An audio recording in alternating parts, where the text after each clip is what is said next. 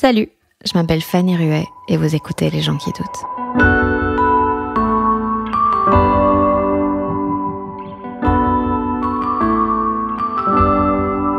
Les premiers pas d'écriture, qu'est-ce que t'es médiocre. En fait, il y a une grosse part de contemplation de ta médiocrité, quoi. Ouais.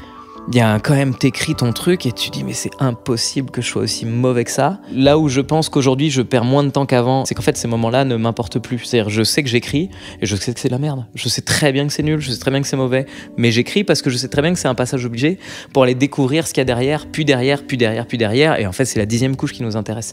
Mais si tu passes pas par la première couche, bah c'est compliqué. Et je pense qu'au démarrage d'une carrière où tu sais pas du tout comment ça se passe, t'as l'impression que c'est ta première couche qui doit être intéressante. Et donc tu couches ta première étape là, et tu la regardes et tu montes sur scène avec, ça rigolouille et tu dis mais en fait je suis nul. Mais en fait non, t'es pas nul, c'est juste que le processus n'est pas terminé, tu t'es arrêté à la première étape. Je le regardais dans On demande qu'à en rire en rentrant de l'école et aujourd'hui, il est dans le podcast. Verino, c'est maintenant 20 ans de carrière, des milliers de dates, plus de 300 vidéos, dis donc internet et 4 spectacles, dont Rodéo, le petit nouveau, actuellement en tournée. J'ai eu la chance de le voir en rodage et je l'ai trouvé très très surprenant. Puisque Verino, pour moi, c'était vraiment l'humoriste feel-good par excellence, celui qui arrivait à être hilarant en parlant 8 minutes d'un distributeur de pain. Et bien, dans ce spectacle-ci, il est beaucoup plus cynique et ironique, donc j'avais 1000 questions à lui poser au sujet du spectacle, mais pas que. On a parlé de plein d'autres choses, du fait qu'il a assez vite abandonné l'idée d'être un génie et compris qu'il fallait compter plus sur le travail que sur le talent, de comment trouver les thèmes de sketch quand on a une vie parfaite, de quand il a passé des mois à écouter des médias de droite pour essayer de mieux comprendre comment ils pensaient et se sentir légitime de faire des blagues sur eux, de sa capacité à écrire même dans les moments d'angoisse totale comme la fois où il a écrit des blagues pendant que son appart brûlait et d'à quel point il a eu besoin de se mettre dans la merde pour commencer sa carrière. J'espère que ça vous plaira. Génie de l'organisation ici. Ouais, je vois. Comment ça va ? Fort bien. Je sais pas pourquoi j'hésite. Alors là, d'un coup, je me dis que ça doit enregistrer. C'est une question piège. Et donc, du coup, si ça démarre, ça va bien, tout va bien. Ouais, ça va. Et toi, est-ce que ça va ? Oui, ça va bien. Ouais. Là, je suis chill. Bah ouais, tu viens de voir un spectacle extraordinaire. Extraordinaire, j'ai pris une et claque. c'est que le rodage. C'est que le rodage, en fait, on est au tout début. Hein, donc, Franchement, je sais. Là, pour moi, il est prêt à capter. Ouais, je pense que c'est ce que je vais faire. Je vais le capter à la nouvelle scène et je vais pas le vendre à Amazon. Ce serait du gâchis de le vendre. Je pense que je vais monter une chaîne de télé. Je vais racheter le canal C8 qui est dispo maintenant. Ça. Et je vais mettre juste mon spectacle en boucle dessus. Enfin, je pense que c'est ce qu'il mérite. Nickel. Ça s'appelle Les gens qui doutent. Merci beaucoup. Visiblement, tu doutes pas du tout. T'as quel rapport au doute, toi ? J'y réfléchis un petit peu parce que du coup, je savais qu'on allait en parler. Enfin, je veux dire, il n'y a pas de piège. Ah bah non. J'ai eu un rapport au doute pendant longtemps. En fait, je suis de manière générale quelqu'un qui doute de mes capacités. Et j'ai trouvé la paix. Alors, cette phrase est toute faite parce que vraiment, j'y réfléchis cet après-midi. J'ai trouvé ma paix à moi en doutant plus, en partant du principe que je ne suis pas quelqu'un de très fort. Et donc, j'ai arrêté de douter de ma capacité à rendre quelque chose de correct, et donc je ne fais plus confiance qu'à ma capacité de travail, tu vois. Et donc j'ai plus de stress de faire quelque chose de bien, parce que je sais que tout ce que je vais faire, ça va être de la merde, sauf si j'y mets énormément d'énergie pendant très longtemps, et que je travaille beaucoup, et là je peux réussir à faire croire que ce que je fais n'est pas une arnaque. Donc c'est un peu genre le talent n'existe pas, c'est du travail, quoi. Vraiment, totalement. Ouais. Ça, j'en suis persuadé. Et avant, tu pensais pas comme ça ? Avant, je pensais pas comme ça. Avant, je pensais qu'il fallait faire genre, et qu'il fallait monter sur scène avec la confiance de quelqu'un qui monte sur scène et qui va prendre le plateau, avec tous ces trucs que tu entends de ce soir, faut les baiser les gens, hein, faut les avoir, faut les faire rire, faut machin. Et puis depuis que je me dis, ben non, en fait, moi, je suis là pour parler et je vais laisser l'espace aux gens, aux spectateurs de rire quand ils en ont envie et de ne pas rire quand ils en ont pas envie. Que c'est pas à moi de leur imposer mon rythme. Enfin, tu vois, moi, je crée mon propre rythme, je développe mes propres idées. Si ça déclenche du rire, c'est une bonne nouvelle. Si ça en déclenche pas, je vais retravailler chez moi. Mais sur le plateau, je vais pas me battre. Sur le plateau, c'est un endroit de don, quoi. C'est vraiment, j'y vais, je donne ce que j'ai à donner, et puis c'est reçu comme c'est reçu. Si ça fait pas plaisir, c'est dommage, ça m'embête, et je vais retravailler. Mais par contre, quand je suis, le seul enjeu dans lequel je suis, c'est de parler correctement. C'est pas d'obtenir, c'est pas de venir quémander du rire, quoi. Donc jamais je me dis qu'est-ce que c'est que cette ambiance, les gens ils étaient pas bien ce soir, je bats les couilles. Au pire, c'est un seul en scène. Au pire, c'est un seul en scène. Tu bosses beaucoup plus qu'avant maintenant. Ouais.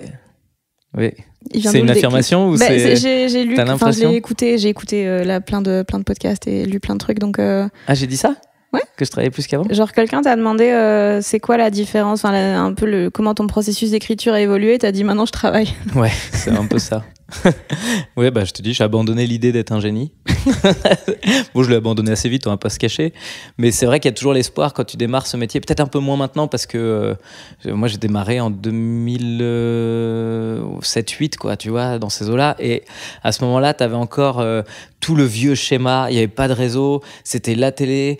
Tu pouvais te faire repérer par un producteur. Si tu te faisais repérer par le producteur, il te mettait à la télé. Si t'étais à la télé, t'étais connu. Si t'étais à la connu, t'étais une star. Et si t'étais une star, t'allais remplir tes salles. Et ton objectif, c'était de tenir longtemps. Et donc, il y avait une part un peu, je crois, inconsciemment de mon cerveau qui pensait qu'il y avait du hasard. Et que sur un malentendu, tu peux réussir. Alors, j'ai toujours travaillé. J'ai toujours été un gros bosseur par rapport à mes collègues. Mais là, aujourd'hui, je suis un gros bosseur par rapport à moi-même, en fait. Maintenant, je me rends compte que même quand je croyais bosser beaucoup avant, en fait, non, c'était mignon. Et dans 10 ans, je te dirais exactement la même chose. Je te dirais, mais en fait, je foutais rien. Quand j'ai fait le podcast avec toi, je te dis que je travaillais. Mais là, j'ai jamais autant taffé sur un spectacle, clairement. Mais avant, tu t'as fait comment? Bah avant, j'ai fait beaucoup d'essais-erreurs pour réussir à comprendre quel était mon humour. Donc, je passais beaucoup de temps à essayer des trucs. Mais j'apprenais pas bien le texte. Je montais sur le plateau avec le on va voir où ça nous mène. Aujourd'hui, je monte sur le plateau avec je sais exactement à la virgule près ce que je vais te dire. Parce que je connais mon cerveau, je sais que c'est comme ça qu'il faut que je le dise. J'ai l'expérience de 300 dis donc Internet, mes vidéos du vendredi. Je le précise parce que je peux pas parler comme si j'étais une star internationalement reconnue. Et donc ces vidéos-là que je fais tous les vendredis, qui sont sur scène avec des spectateurs, je les apprends par cœur. Et pour que je me pète pas la gueule en live avec ma caméra, il faut que je maîtrise exactement ce que je vais raconter. Et donc il y a toujours des petites surprises, évidemment. Au-delà de l'apprentissage par cœur, il y a parfois ton cerveau qui te dit en fait c'est pas comme ça qu'il fallait le dire, c'est exactement comme ça. Mais je pense que les moments d'impro ou les moments où je sais pas, le Saint-Esprit te tombe dessus pendant que tu es sur scène, il te tombe dessus bien plus volontiers si tout ce que tu as préparé en amont est hyper carré et que tu as choisi tes mots, tu as choisi ton histoire, tu as choisi ce que tu voulais raconter et qu'il n'y a pas de place au hasard. Du coup, s'il y a du hasard, on le gère, mais il y en a de moins en moins. Ouais, contrôler tout ce qui est contrôlable, quoi. Exactement.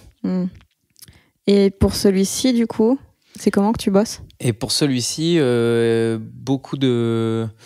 Alors là, je vais essayer de te répondre globalement, parce que du coup, ça fait 7-8 mois. J'ai commencé en septembre, donc le 2 septembre, rentrée scolaire. J'ai posé les enfants à l'école et je suis parti. Donc j'ai fini Focus le 15 juillet. J'ai pris 6 semaines où je me suis dit, nettoie-toi le cerveau, vis des trucs. C'est court 6 semaines pour vivre des trucs en fait. Dire c'est pas. Ah, mais en fait quand t'as 3 gosses, il y a quand même. Oui. Il y a 3 fois plus de chances de vivre des trucs. De ouf. Puis à partir du moment où je me suis mis à l'écriture, alors c'est terrible l'écriture, et t'en sais quelque chose parce que je sais que t'es dans la même. Enfin, tu viens de sortir de ta période de rodage. Mais les premiers pas d'écriture, qu'est-ce que t'es médiocre. En fait, il y a une grosse part de contemplation de ta médiocrité, quoi. Ouais. Il y a quand même, t'écris ton truc et tu dis mais c'est impossible que je sois aussi mauvais que ça. Là où je pense qu'aujourd'hui je perds moins de temps qu'avant et ce qui me permet de dire qu'aujourd'hui je travaille plus vite, c'est qu'en fait ces moments-là ne m'importent plus. C'est-à-dire je sais que j'écris et je sais que c'est de la merde. Je sais très bien que c'est nul, je sais très bien que c'est mauvais, mais j'écris parce que je sais très bien que c'est un passage obligé pour aller découvrir ce qu'il y a derrière, puis derrière, puis derrière, puis derrière. Et en fait c'est la 10e couche qui nous intéresse. Mais si tu passes pas par la première couche, bah c'est compliqué. Et je pense qu'au démarrage d'une carrière où tu sais pas du tout comment ça se passe, t'as l'impression que c'est ta première couche qui doit être intéressante. Et donc, tu couches ta première étape là, tu la regardes et tu montes sur scène avec, ça rigolouille et tu dis mais en fait je suis nul. En fait non, t'es pas nul, c'est juste que le processus n'est pas terminé, tu t'es arrêté à la première étape. Donc là aujourd'hui, il y a eu vraiment il y a une phase globale d'écriture où je savais que c'était un spectacle que je souhaitais sur le thème de la domination globalement. Ce qui m'intéressait, c'était j'ai écouté beaucoup de choses sur la victimisation. Parce que y a une souffrance qui aujourd'hui est légitime, qui vient du fait qu'on est tous victimes de quelque chose.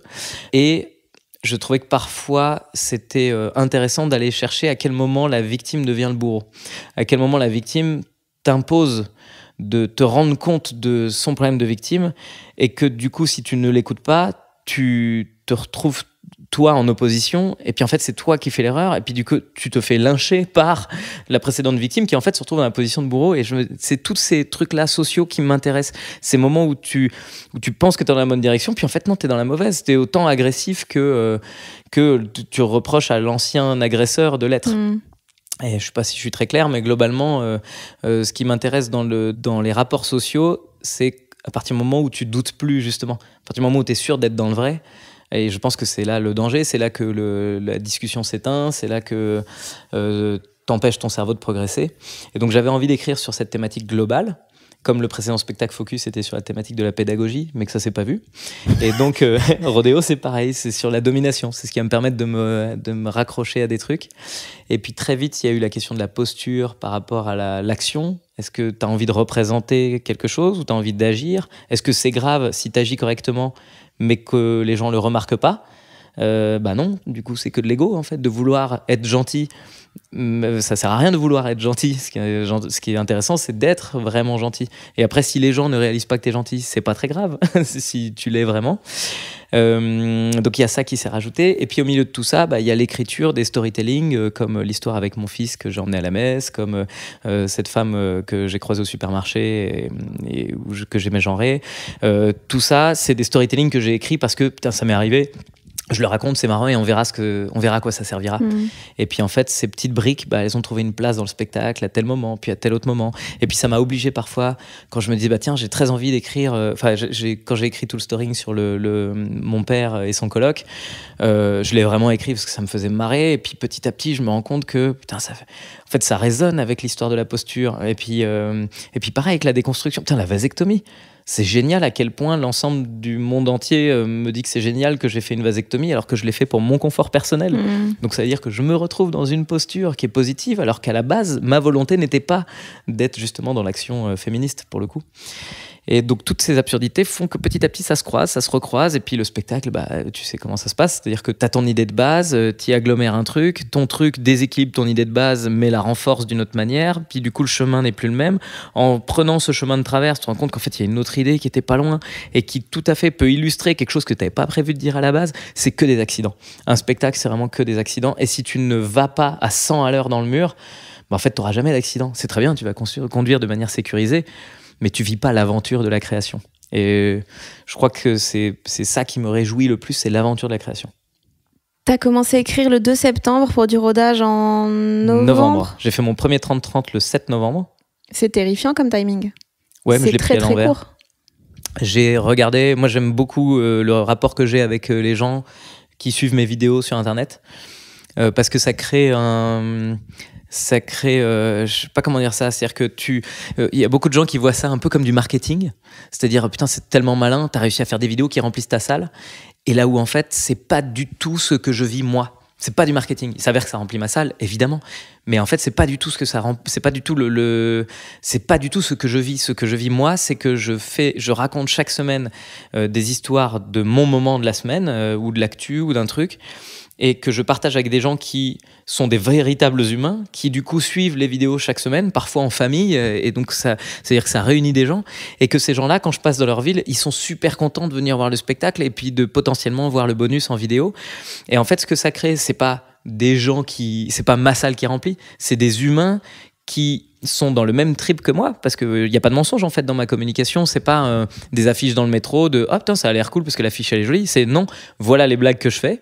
Je te donne tout exactement qui je suis chaque semaine au maximum de ce que je fais, et je me rends compte que ça a déclenché un paquet de personnes qui sont sensibles à mon humour, du coup j'ai une espèce de plaisir à partager ce truc-là, une espèce d'obligation pas malsaine, c'est-à-dire que je suis obligé toutes les semaines d'écrire des trucs. Parfois, tu sais à quel point c'est contraignant parce que tu fais de la chronique aussi. Ça demande...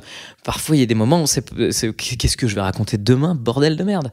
Mais cette obligation de créer a découlé sur effectivement une espèce de création de communauté. Alors c'est pas tout à fait ça parce que les gens ils se connaissent pas et puis on va pas danser tout nu dans la forêt. Mais en tout cas, j'ai l'impression que j'ai accès à pas mal de gens qui ont le même type d'humour que moi et que du coup je peux nourrir régulièrement avec des blagues neuves et qui, quand je passe dans leur ville, viennent voir le truc parce qu'ils ont confiance. Et donc je monte sur scène dans une salle remplie de gens qui me disent on a envie de te voir. Mais ça, en termes d'écriture, c'est très court, 2 mois. Et ouais, pour le spectacle plus. Alors j'ai beaucoup d'expérience quand même parce que du coup chaque semaine, mine de rien, j'écris mes 5 minutes. Donc je sais que je suis capable techniquement de faire 5 minutes chaque semaine. Donc j'ai pris le truc à l'envers. Oui, putain, tu me ramenais discrètement sur la question, bien ouais.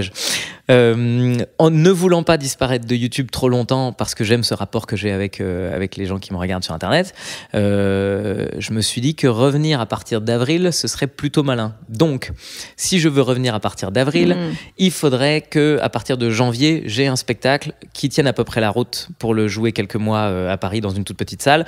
Comme ça, je le renforce. Et à partir d'avril, j'ai directement un bon spectacle. Parce que l'idée, c'est quand même que toutes les premières personnes qui ont acheté des places, c'est théoriquement les gens qui m'aiment le plus. C'est ceux qui se sont dit, on va pas le rater. Donc c'est vraiment les gens à ne pas décevoir. Donc je voulais pas arriver en avril avec un truc bancal. Donc j'ai remonté le temps. Je me suis dit, je me fais 3 mois à Paris à la nouvelle scène. Janvier, février, mars. Voilà. Et puis à partir du moment où je me suis dit, je vais arriver à Paris en janvier, je me suis dit, mais je peux pas arriver en janvier les mains dans les poches. En fait, il faut quand même que j'ai quelque chose d'un peu solide. Du coup, j'ai remonté le temps. Je me suis refait mon rétro-planning. Je me suis créé 5 dates dans le coin de mon nouveau chez moi parce que j'ai déménagé de Paris. Et donc, j'ai fait toute cette tournée-là à 3 dates par semaine à cet endroit-là. Et puis, du coup, à partir du moment où j'avais calé le 28 novembre, première date, je me suis dit, mais je peux pas arriver avec 1 heure complète. Donc, le 7 novembre, je vais faire un 30-30. Je me suis calé mon 30-30 le 7 novembre, ce qui fait que je savais qu'entre le 2 septembre et le 7 novembre, il fallait que j'ai 30 minutes. Et qu'entre le 7 novembre et le 28 novembre, il fallait que j'avais 30 minutes de plus. Et donc, je me suis fait mon rétro-planning comme ça. Et puis, en fait, c'est beaucoup plus facile de suivre le rythme quand tu sais que tu es dans la merde quotidiennement. Mais toi, j'ai l'impression que c'est le résumé de ta vie. Se mettre dans la merde en permanence. Ouais. C'est vrai. Tu parles de mes enfants ? Ils ont l'air super, mais bon, il y en a 3 quand même. Non, mais genre, le fait de faire des vidéos une fois par semaine, moi je trouve ça horrible. Faire des chroniques 1 fois par semaine, je trouve ça horrible. Ça te met une pression en permanence. C'est fou. Ça te met dos au mur tout le temps. Et des fois, c'est mauvais à 4 heures de l'échéance. Et t'es là, voilà. Les gens vont le voir. En fait, moi, c'est ça que je me dis. C'est que ça fait 307 vidéos que je me dis tous les vendredis soirs à 18h. Et sachant que je joue à 20h et que du coup la vidéo se tourne dans la foulée, je me dis c'est aujourd'hui que les gens vont le voir. C'est comme ça, c'est mécanique. En vrai, je suis une arnaque depuis tellement longtemps. Vraiment, j'ai eu de la chance. Et tous les vendredis soirs, ça se termine avec une histoire qui tient la route et qui passe correctement. Et que même des fois, je regarde en me disant putain, c'était pas aussi marrant dans ma tête. Et en fait, il y a aussi ça. T'apprends vachement à faire confiance aux gens. Je sais pas si c'est un rapport que tu as autant en radio, parce que pour le coup, moi, c'est du live. Enfin, j'ai des spectateurs dans la salle. Donc, je sais pas si je saurais faire ce que tu fais en radio, par exemple. T'es plus nourri par le public. Ouais. Puis par mon cerveau qui est en mode survie. T'es en mode survie, il y a des gens derrière. S'ils rigolent pas, ils rigolent pas. Tu sais comment te réarmer, tu sais comment reprendre derrière. En radio... Mais je sais même pas comment tu fais. Moi, ça m'angoisse de parler à un micro et de me dire que de l'autre côté, ils sont en train de se dire « Oh là là, gênant !» Alors que moi, là, les gens dans la salle, s'ils disent « gênant », je les entends. Ouais. Et je préfère. C'est pire. Mais non, c'est pire. Je préfère, moi. Parce que le silence, il s'entend dans une salle. Oui, c'est vrai. Mais en fait, les gens sont vachement sympas. Ils sont venus pour te voir. Donc c'est différent. En radio, des fois, au début, non. Hein. T'as genre Adèle Exarchopoulos médusée à côté de toi. C'est terrible. Mais qu'est-ce qu'elle fait ? C'est votre métier quotidiennement. La dame. Elle a même pas vu mon film. Quelle horreur. Ouais, c'est un petit délire, ça. Mais Ouais. C'est un petit délire, mais en même temps, qui pousse ta créativité de manière obligatoire. Et il n'y a pas à dire. Hein. Si ton métier, c'est pas d'écrire, en fait, tu vas jamais choper d'expertise, quoi. Ouais, puis moi, je t'avoue, je trouve humoriste, il y a moyen de se faire un petit métier de planqué de ouf. Ouais. D'écrire un spectacle. Tu fais 3-4 ans avec, en n'ayant plus à toucher au texte. Mais tu crois que tu saurais faire ça ? Moi, je pèterais un câble. Moi, je mourrais aussi. Hein. Mais tu pèterais un câble positif, c'est-à-dire que non, je détesterais. Ah ouais, non. C'est pour ça que j'ai 4 millions de trucs en même temps, parce que je me fais très vite chier, quoi. Ah ouais. Mais moi, c'est de là que ça vient, dis donc, Internet. Hein. Mes vidéos, c'est que je me suis rendu compte que mon spectacle, au bout de 3 mois, il se délitait. parce que je perds totalement confiance dans ce que j'ai raconté. Je me souviens plus que c'est marrant. Je me souviens plus que j'ai fait un effort pour le faire. Donc en fait, mon spectacle, il se merdouillait un peu. À partir du moment où je me suis mis la contrainte de chaque semaine sortir un truc, je peux te dire que quand je voyais l'effort chaque semaine de sortir un truc, chaque semaine je me disais, il est pas mal mon spectacle. Et tu reprends confiance dans ce que tu as mis des mois à créer, parce que tu te souviens que c'est dur en fait. On l'oublie vite. Hein. Je disais quoi? Ouais, te mettre dans la merde en permanence. Mais t'as fait ça aussi avec tes études. T'as lâché deux cursus pour... Ouais, mais en fait, c'est des cursus que j'ai lâchés parce que, dans le fond, je savais que je voulais être humoriste. Moi, je sais que je vais être humoriste depuis que j'ai 15 piges. Depuis que j'ai découvert, même j'ai 8 ans, et je vois ces bigards à la télé, et que je vois que le mec fait marrer des gens, et je me dis, mais c'est génial, j'adore faire rire des gens, j'ai un truc viscéral là-dedans. En fait, j'aime beaucoup que les gens soient heureux. Et vraiment, je candidate à Miss France, s'il vous plaît. Mais c'est vrai, c'est bizarre de le dire, mais j'adore. J'aime vraiment quand les gens se marrent, ça me fait plaisir. Et donc, quand je découvre que ça peut être un métier, vers 15 ans, que non seulement c'est un métier, mais c'est pas n'importe quel métier, c'est un métier où t'es vachement respecté socialement. C'est quand même la classe d'être humoriste. Tu gagnes bien ta vie. Enfin, tu vois, à l'époque, en plus, moi j'avais 15 ans en 1997, hein, donc 1997, les gens qui étaient des stars, c'était des milliardaires, quoi. Ouais. C'était vraiment... Il n'y avait pas d'entre-deux comme maintenant. Ah, il n'y avait pas du tout des gens qui disaient « Ouais, ça va, j'en vis ». Là, c'était en fait « Non, je suis Gad Elmaleh, mon gars ». Donc, les gens pètent un plomb. C'est des mecs qui faisaient des millions par an. Et tu dis « Attends, pardon, t'es en train de me dire qu'il y a un métier où tu parles aux gens, tu les fais rigoler, à la fin ils t'applaudissent, tu gagnes très bien ta vie et tout le monde se dit « Putain, c'est classe ton métier ». Mais je comprends même pas que les gens le fassent pas. Excusez-moi, mais je vous rappelle que ce métier-là est faisable. Et je te parle pas du métier de footballeur où il faut avoir un certain talent. Je te parle du métier d'humoriste où vraiment il suffit de travailler pour être marrant, quoi. Tu finiras toujours par trouver ton clown. Mais footballeur aussi, il faut travailler. Ouais, c'est juste qu'il faut commencer très tôt, et si tu le sais pas très tôt, c'est mort. Moi, j'étais athlète de haut niveau, j'ai fait du saut en longueur, et je peux te dire que je n'avais pas le talent pour être champion olympique. Vraiment, j'avais pas, hein, c'est pas possible. Hein. Et pourtant, je travaillais. Hein. Vraiment, l'hiver, j'allais piocher le sable pour le rendre mou, pour pouvoir sauter tout seul dans mon stade Marcel Picot à Nancy. Oh, wow. Et il faisait -10, et j'étais le seul connard à m'entraîner. Et je suis arrivé à un bon niveau, hein, mais j'étais dans les 20 français. Hein. J'étais pas dans les 10 mondiaux, quoi. Je savais qu'il y a des endroits où, malgré tout le travail que tu peux fournir, tu peux pas. Voilà, il y a un talent, il y a un pied, il y a quelque chose. Pourquoi le saut en hauteur? Longueur? En longueur. Longueur, pourquoi? J'aimais bien. Comment tu réalises que t'aimes bien sauter loin? Alors, je crois qu'il y avait un petit coup d'ego pour arriver là. Mon petit frère, qui a 5 ans de moins que moi, était champion de France de gym. Et moi, je me retrouve à 14 piges. J'ai envie de faire un sport, mais j'en ai jamais trop fait de ma vie. Et en fait, au collège, on a une activité d'athlétisme, quoi, tu vois, là, avec le prof de sport, quoi, qui nous fait faire ça. Et le prof, il dit, toi, tu es pas mal, toi. Tu vois, tous les autres de la classe, ils sautaient 1 mètre de moins. Je me dis, c'est cool. Et donc, je suis allé m'inscrire à l'athlétisme. J'ai essayé, je me suis entraîné. Très vite, j'ai vu que j'étais pas si fort que ça. Et puis, en fait, au bout de 2-3 ans d'entraînement, vraiment, où là, c'est vraiment le moment où je regardais Olivier Tom, moi. Olivier Tom, Mark Landers, il se lève le matin, il va faire les marchés, ensuite il va s'entraîner, ensuite il va au lycée, ensuite il nourrit ses frères, tu vois, le côté manga de si tu veux, tu peux. Esprit shonen. Allez. Et donc, très vite, je me suis dit, tu sais quoi, je vais me faire cette vie-là aussi, et puis j'ai taffé comme un débile, quoi. Et puis, déjà, c'est génial le sport pour ça, c'est que t'apprends à aller au bout de ce que tu peux faire, parce que on est quand même très confort quand on est moyen. Je sais pas comment tu vis ça, mais moi j'avais 12-13 de moyenne à l'école en foutant rien. Franchement, il n'y a aucune raison que je bosse pour avoir 18. Et en sport, t'es obligé d'aller plus loin, t'es obligé d'aller battre ton record, t'es obligé de... Il y a quelque chose de viscéral dans le « je veux faire mieux », sinon à quoi bon, quoi, tu vois, être médiocre dans tes performances toute ta vie. J'avais pas suffisamment de plaisir à sauter en longueur. Le vrai plaisir que j'avais, c'est quand je me voyais prendre 2-3 places par championnat en me disant putain, j'ai pris 30 cm et puis en fait je suis passé devant tel gars parce que ça y est, quoi, j'ai bossé et puis voilà. Et puis il y avait vraiment des gens talentueux, c'était marrant cette époque-là où tu voyais des mecs vraiment très forts qui sautaient 6,20 m en faisant rien du tout, quoi. Et moi j'en ai chié pour aller sauter plus de 6,20 m. Mais le jour où je suis passé au-dessus de ces gars-là, je savais pourquoi, j'avais une fierté du truc. C'est pour ça que quand je dis que je travaillais au début, je savais pas comment travailler, mais j'avais quand même ce logiciel du quoi qu'il arrive, tu peux arriver à un niveau moyen plus. Tu seras pas une star de l'humour. Si t'as pas le truc, j'en sais rien. Mais par contre, quoi qu'il arrive, tu peux arriver à un stade suffisant pour faire la blague. Pour toi, il faut quoi pour être une star de l'humour ? Bah, aujourd'hui, je pense qu'il faut plus rien du tout. Je pense qu'en fait, star de l'humour, ça marche plus trop. Évidemment, on voit que Paul Mirabel a beaucoup d'avance sur nous tous. On voit qu'Artus pète les scores. On voit que Jérémy Ferrari aussi. Mais où est-ce que tu places ton curseur de la réussite ? C'est une question que je me posais pas avant.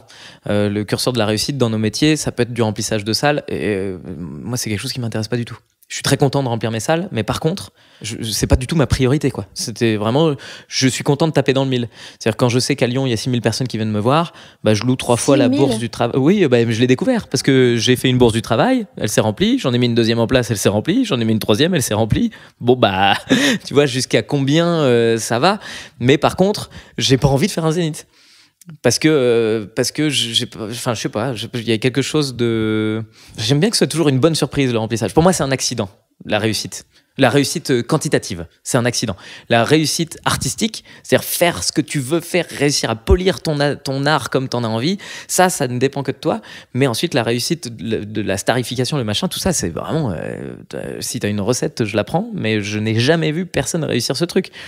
Je sais pas comment ça se passe. Enfin, tu vois, quand d'un coup Paul Mirabel explose, personne n'est capable de l'expliquer. Et même lui, et même les gens qui étaient sur le gala de Montreux ce soir-là, te le disent. Mais en fait, le sketch de Paul, il était bon, comme les 10 gars qui étaient présents et femmes. Tout le monde était solide. Il y avait pas de problème. Paul n'est pas sorti du lot ce soir-là. Mais sur YouTube, il y a une évidence, ça explose, ça part en fusée. Bon, bah ça, personne n'est capable de le... Et puis même, c'est une maladie, en fait. Si tu penses que tu peux être capable de breaker le système, tu vas passer beaucoup de temps à essayer de faire en sorte d'analyser le cerveau de millions de spectateurs. Enfin, tu perds moins de temps à écrire beaucoup, et puis voilà, quoi. Je pense que Paul, en un sketch, il a fait le nombre de vues que j'ai fait en 300 vidéos, tu vois. Mais donc où est-ce que tu places ce curseur de la réussite ? Moi, il est pas dans le remplissage de salle. Moi, il est dans le plaisir que je prends sur le plateau, quoi. T'as pas eu ce truc comme dans le sport de vouloir faire plus ? Au début, oui. Et c'est des trucs, d'ailleurs, il y a beaucoup d'artistes d'anciens sportifs qui ont encore ce réflexe-là. J'avais beaucoup de discussions avec Paul de Saint-Cernin, footballeur, qui, au tout début de sa carrière, avait tendance à prendre notre métier comme un métier de performance, évidemment. Toujours, hein. Ancien sportif. Donc, attends, j'ai pas eu de rire ici, il faut que machin, là, je peux, machin.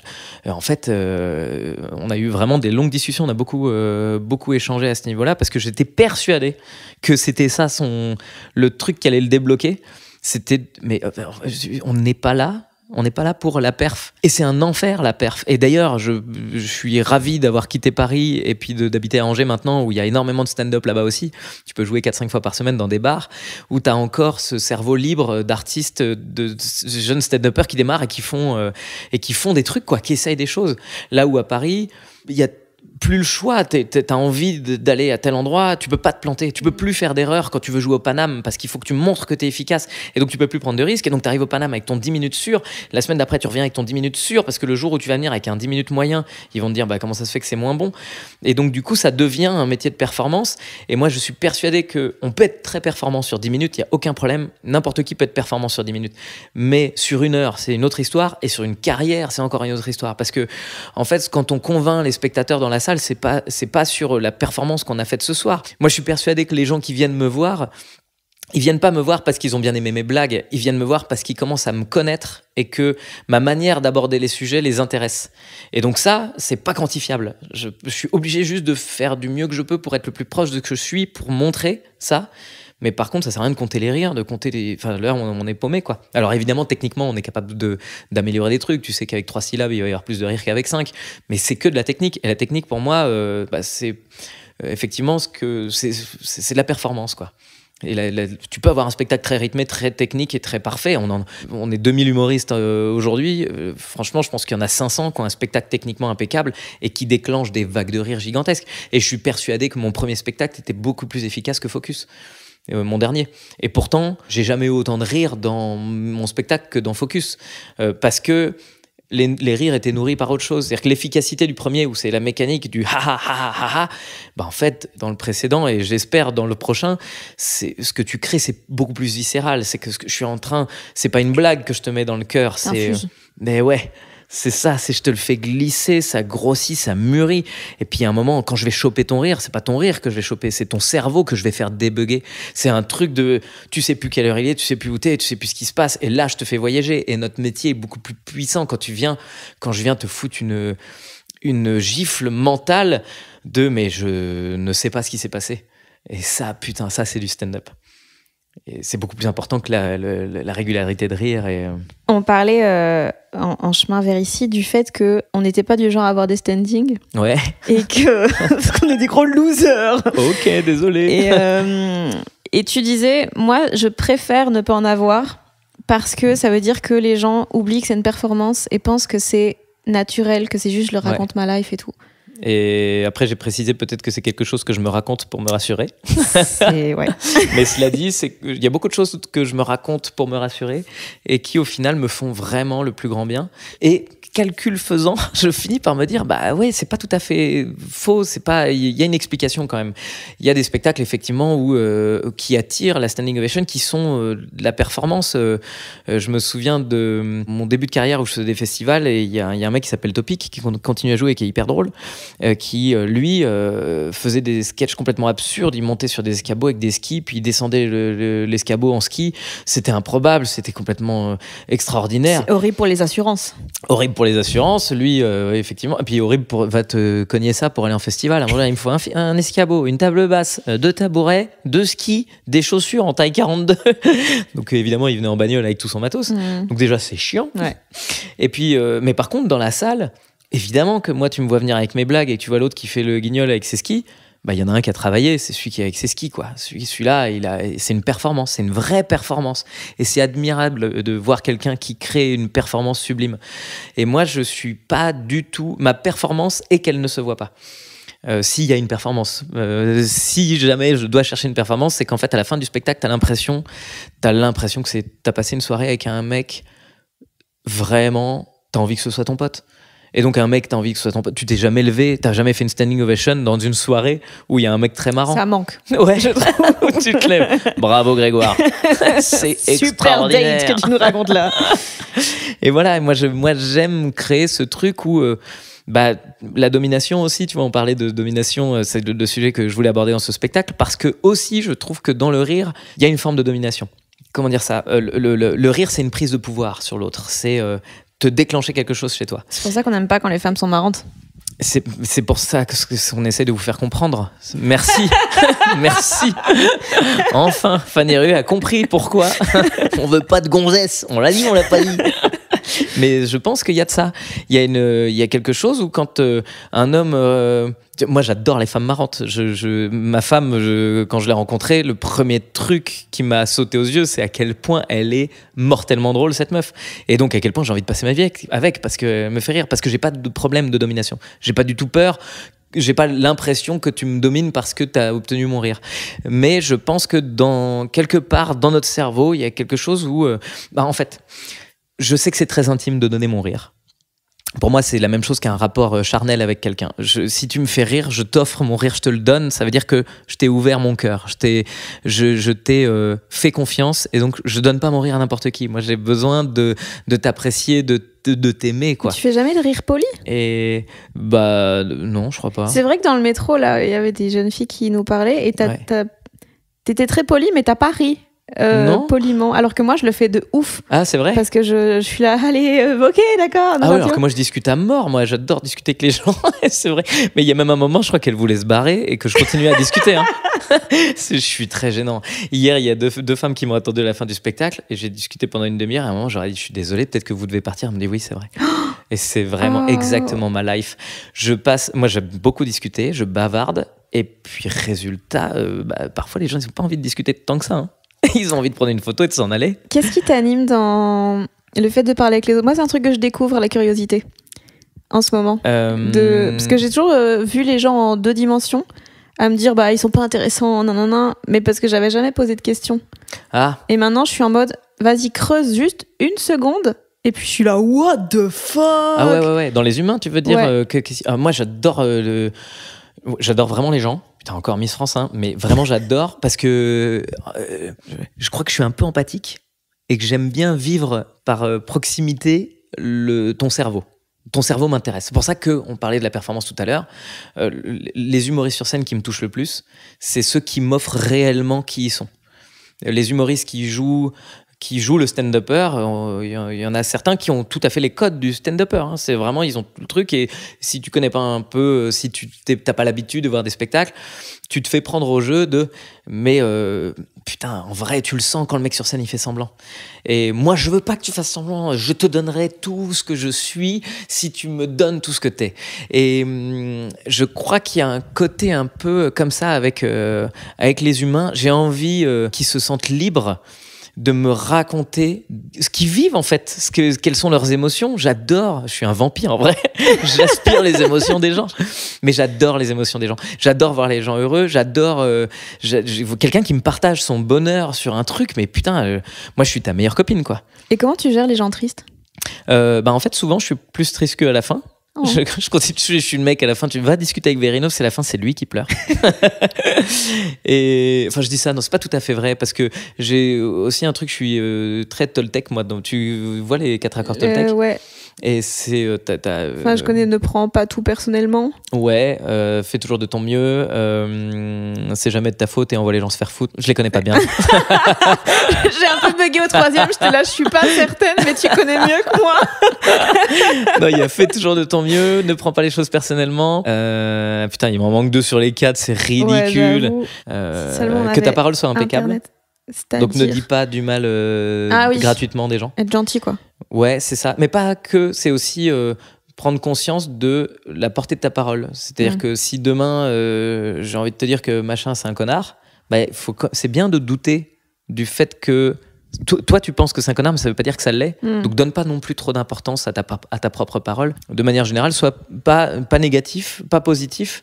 T'es pas obligé de donner ton avis surtout en fait. Mais juste quand tu donnes ton avis, fais-le de manière correcte quoi. Et on parlait du fait que les gens de manière générale sont d'accord sur le fait que je suis gentil, et je pense que ça vient de là, c'est-à-dire que j'ai pas quand je suis en désaccord avec quelqu'un. Il est pas en train d'inventer ça.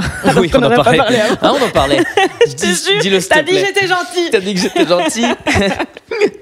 Mais oui, c'est vrai que j'ai une réputation de mec gentil, et je pense que ça vient du fait que j'aime bien que ma parole soit clean quoi. J'aime pas dire du mal parce que je suis pas tout à fait sûr que j'ai raison. Souvent. Et donc. Ouais, puis surtout quand on dit du mal de quelqu'un, c'est assez dur de voir ses biais. En plus, faut quand même avoir un peu de cerveau. Je suis jalouse ou peut-être je suis. Et puis le nombre d'humoristes. Moi, je pense que ce qui m'a éduqué aussi, c'est le rapport au producteur, où il y a beaucoup d'humoristes qui partent en disant mon producteur il m'a niqué. Voilà. Bah non, en fait, ton producteur t'as signé un contrat avec. Peut-être qu'il était en rapport de force en sa faveur à ce moment-là, mais on pouvait pas savoir si ça marchait ou pas. Pour moi, le producteur, il fait son métier de producteur. Hein. Si t'as pas envie d'être produit, ne sois pas produit. Mais accepte que chacun ait ses propres nécessités, ses propres engagements, ses propres décisions. Tout le monde ne peut pas vivre en faisant en sorte que toi, tu sois heureux, en fait. Donc chacun prend ce qu'il a à prendre chez toi et donc voilà. Puis j'aime pas le conflit de manière générale. Donc ne rien prendre personnellement me va très bien. C'est pas parce que tu dis que je suis un connard que je le suis. Tu peux le penser autant que tu veux. Vraiment, ça ne me dérange pas. Et puis j'ai même de l'empathie pour toi. Tu vois, les haters sur YouTube, c'est aussi quelque chose avec lesquels il a fallu que j'apprenne à vivre au début. Plus maintenant. Mais au début, les gens étaient énervés parce que je suis dos au public, donc c'est un gros manque de respect parce qu'ils savent pas qu'il y a un écran géant, mais forcément ils parlent avant de savoir. Et puis ce que je dis c'est de la merde. Et puis c'est ça le niveau de l'humour français, super.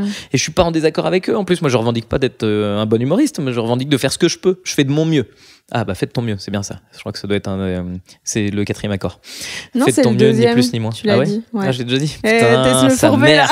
J'étais trop content. J'étais trop content. Coucou, ici la Fanny du montage. C'est juste pour préciser que le 4e accord Toltec, c'est ne faites pas de suppositions. Et puis, depuis peu, il y en a un 5e, parce qu'apparemment, les accords Toltec, c'est désormais comme Fast and Furious. Le 5e, c'est soyez sceptiques, mais apprenez à écouter. Mais faire de son mieux, c'est idiot. Mais faire de ton mieux, ni plus ni moins, ça c'est vachement beaucoup moins bateau que faire de ton mieux. Ni plus ? Ni plus. Tu peux pas faire plus que ton mieux. Et parfois, tu vas espérer faire plus, tu vas espérer être meilleur que ce que t'es. Et en fait, en essayant de faire mieux que ton mieux, en fait, tu fais moins bien. Non, fais exactement ce que t'es capable de faire au mieux. Et fais pas moins, tu vois, sois exigeant, mais n'essaye pas d'aller chercher plus loin. Vraiment, fais de ton mieux. Et si tu peux faire plus que ton mieux, c'est que ton mieux, il est plus haut que ce que tu pensais. Mais concentre-toi sur l'idée du mieux possible, quoi. Et ça, c'est aussi très agréable dans notre métier. Toi non plus, tu te rappelles pas de la question. Putain, ouais. Attends, je suis nul. Attends, je t'ai demandé, tu te mets dans la merde. Ouais. C'était il y a 100 ans, ça? Ouais. Oui, j'aime bien me mettre dans la merde parce que j'aime pas que ce soit confortable. En fait, dès que c'est confortable, le confort est l'ennemi du créatif. Donc il faut pas que ce soit confortable. Donc dès que c'est confortable, je rajoute une couche. Je rajoute une difficulté tout le temps. Et c'est comme ça qu'on a eu notre troisième avec ma femme. Hein. On s'est regardé, on s'est dit putain, on assure avec 2 enfants, peut-être qu'on est bon, peut-être que machin. Puis en fait, on s'est dit bah non, mais en fait, on est capable. Ouais, bah viens, on en fait un 3e. Mais on n'en fera pas de 4e. Parce que c'est vraiment beaucoup de travail. Rembourser 1000 fois par tout l'amour que je vis au quotidien. Mais ouais, 3 enfants, c'est comme le jonglage. J'ai peut-être déjà utilisé cette métaphore un jour, donc je m'excuse si vous l'avez déjà entendu, mais je pense pas. Mais c'est que le jonglage, quand tu jongles à 2 balles, tu peux avoir une balle dans chaque main. Quand tu jongles à 3 balles, il y en a jamais une seule qui est stable. C'est toujours en mouvement. Bah, avec 3 enfants, c'est pareil. Donc quand tu les fais tomber, c'est chaud. Je sais pas si c'était ça la vraie fin. Ouais, t'inquiète. Ton nouveau spectacle est très surprenant. Tu te rappelles? Non, il y a une belle énergie. Il y a une belle énergie, j'ai adoré. C'était ponctuel. Ça, j'aime bien. Ah oui, ça n'a pas duré trop longtemps, c'est agréable. Non, il est très surprenant dans le sens où t'es censé être l'humoriste feel good. Ouais. Et là, ça l'est pas? Bah c'est. Ah, attends, ça m'intéresse du coup. Mais c'est bien ou c'est pas bien? Ah si, j'aime beaucoup. Si, c'est bien. J'aime okay, beaucoup, cool. Mais là, c'est très sombre. Enfin, c'est très c'est ironique. Vrai ouais, moi, j'ai trouvé ça beaucoup d'humour. Ouais, très ironique. Donc des fois, on oui, c'est vrai qu'il y a pas mal d'ironie. Ouais, il y a des moments où c'est gênant. Gênant. Bah, il y a des moments où tu te dis, si les gens ils rentrent pas dans le second degré, ouais. C'est horrible. Mais je crois que c'est un peu ce que je me suis obligé à faire. Quelque part, je voulais qu'il soit très différent du précédent. Et de tout ce que je fais, en fait, j'aime bien que chaque spectacle, tu te dises, voilà sa période. Et je crois que c'est un peu le cerveau dans lequel je suis en ce moment. C'est-à-dire que ça m'amuse d'aller titiller les interdits à un stade de... tu vois, on peut pas dire que c'est de l'humour noir. Non, mais des fois, quand même fort. Hein. Mais ouais, mais parce que c'est que de la logique. C'est que des pensées interdites où à la fin, tu dis, bah, mécaniquement, je suis complètement d'accord, mais le résultat n'est pas du tout acceptable. Mais par contre, la logique fait que. Et ouais, c'est les absurdités des rapports sociaux que je fouillais. Et donc, ouais, je suis arrivé dans des endroits, effectivement. Mais en fait, tous les sujets que tu abordes, c'est touchy. Ouais, mais c'est la première fois que je fais ça dans un spectacle. Tu parles de féminisme. De transphobie, de qu'est-ce que c'est qu'être un homme blanc. Ouais, le fait que vous avez vraiment énormément de problèmes vu que vous n'avez pas de problème et que vous devez être empathique avec tout le monde. Et c'est hyper chiant. c'est tellement dur. Et ça, ouais, si les gens ils rentrent pas dans le délire, déjà tu passes pour un immense connard. Je peux te dire que déjà il prend du coffre aussi au fur et à mesure. Tout le passage sur l'homme blanc et la difficulté que c'est d'être un homme blanc. La première fois que tu le joues, tu dois pas être bien. Tu vas sur des œufs. Oh putain, tu montes, t'es là, t'abordes avec la charge mentale de comprendre les problèmes des gens. Heureusement que j'ai un rire. Le premier jour, je pourrais m'effriter vraiment parce que là, tu prends le pari. Là, j'ai vraiment pris le pari de l'intelligence des gens. Les gens sont intelligents, c'est obligatoire. Les gens qui viennent me voir sont forcément intelligents puisque je suis un génie. Ça ne peut pas se passer autrement. Non, mais tu vois ce que je te disais tout à l'heure sur l'espèce de boucle du fait de créer du coup beaucoup sur YouTube. En fait, je vais jouer devant des gens qui ont le cerveau qui est équipé pour comprendre mon délire. Et je pense qu'effectivement, si tu m'as jamais vu de ta vie et que tu mets toute une salle de 200 personnes qui m'ont jamais vu de leur vie, je pense que ça peut piquer un peu. Mais cela dit, j'y vais doucement, tu vois. On aborde d'abord la vasectomie, l'absurdité de me mettre dans la position de l'homme déconstruit. Et puis, une fois que j'y suis dans la position de l'homme déconstruit, je suis bien obligé d'être... En fait, c'est toujours une prise au piège qui m'amène vers une autre prise au piège, qui m'amène vers une autre prise au piège, et qui est traitée toujours avec de la logique, en fait. Je crois que il y a beaucoup de logique, en fait, bizarrement. De dire que l'abbé Pierre existe à cause des pauvres.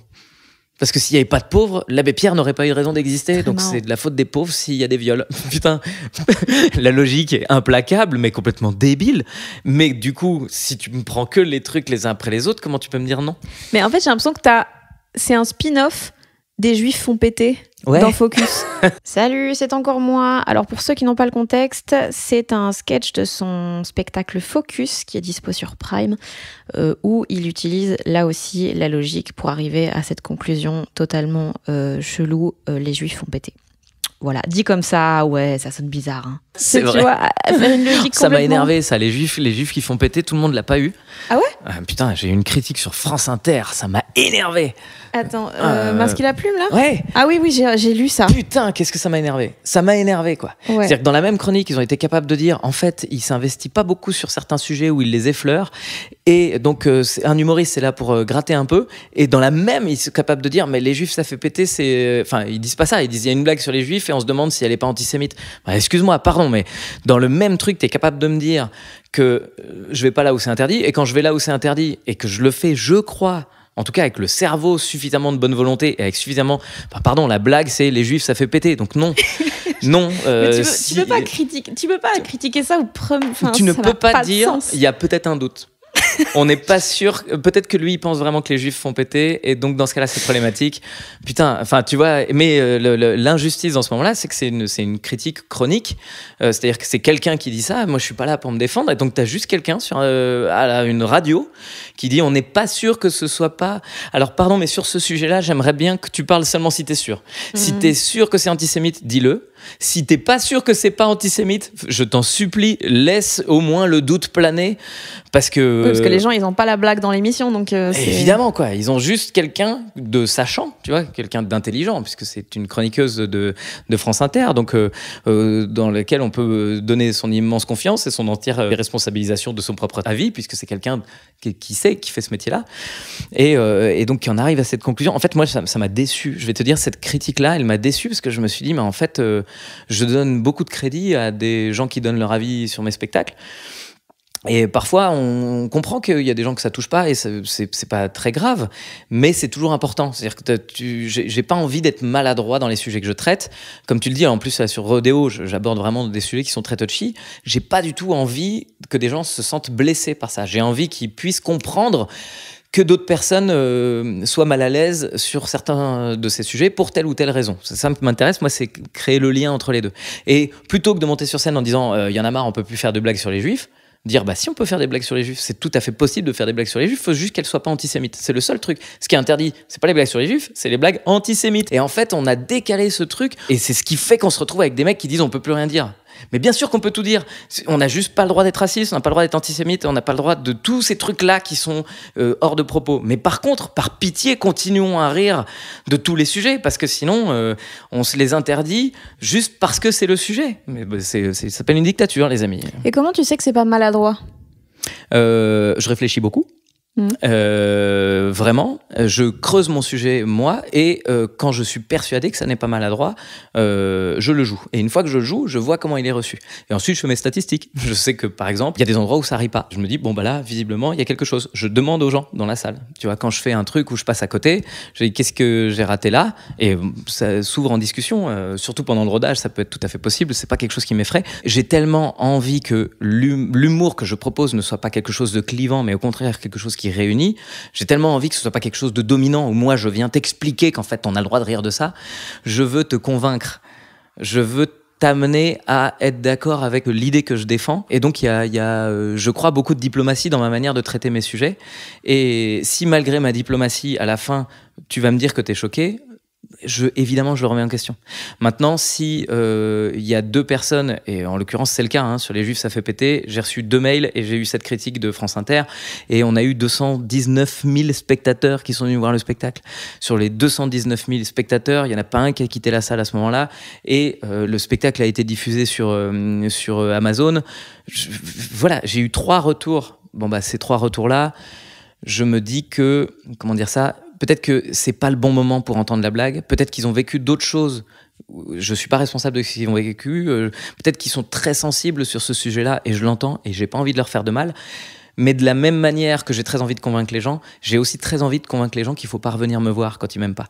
C'est-à-dire que quelqu'un qui vient voir mon spectacle, qui se dit quand dans Focus, il a dit les juifs ça fait péter, ça se fait pas. Mais lui, ne revient jamais. Et je suis content que tu matérialises le fait que tu ne m'as pas aimé à cause de cette blague-là, parce que ça veut dire que nos cerveaux sont pas compatibles. Je veux pas te forcer à rigoler.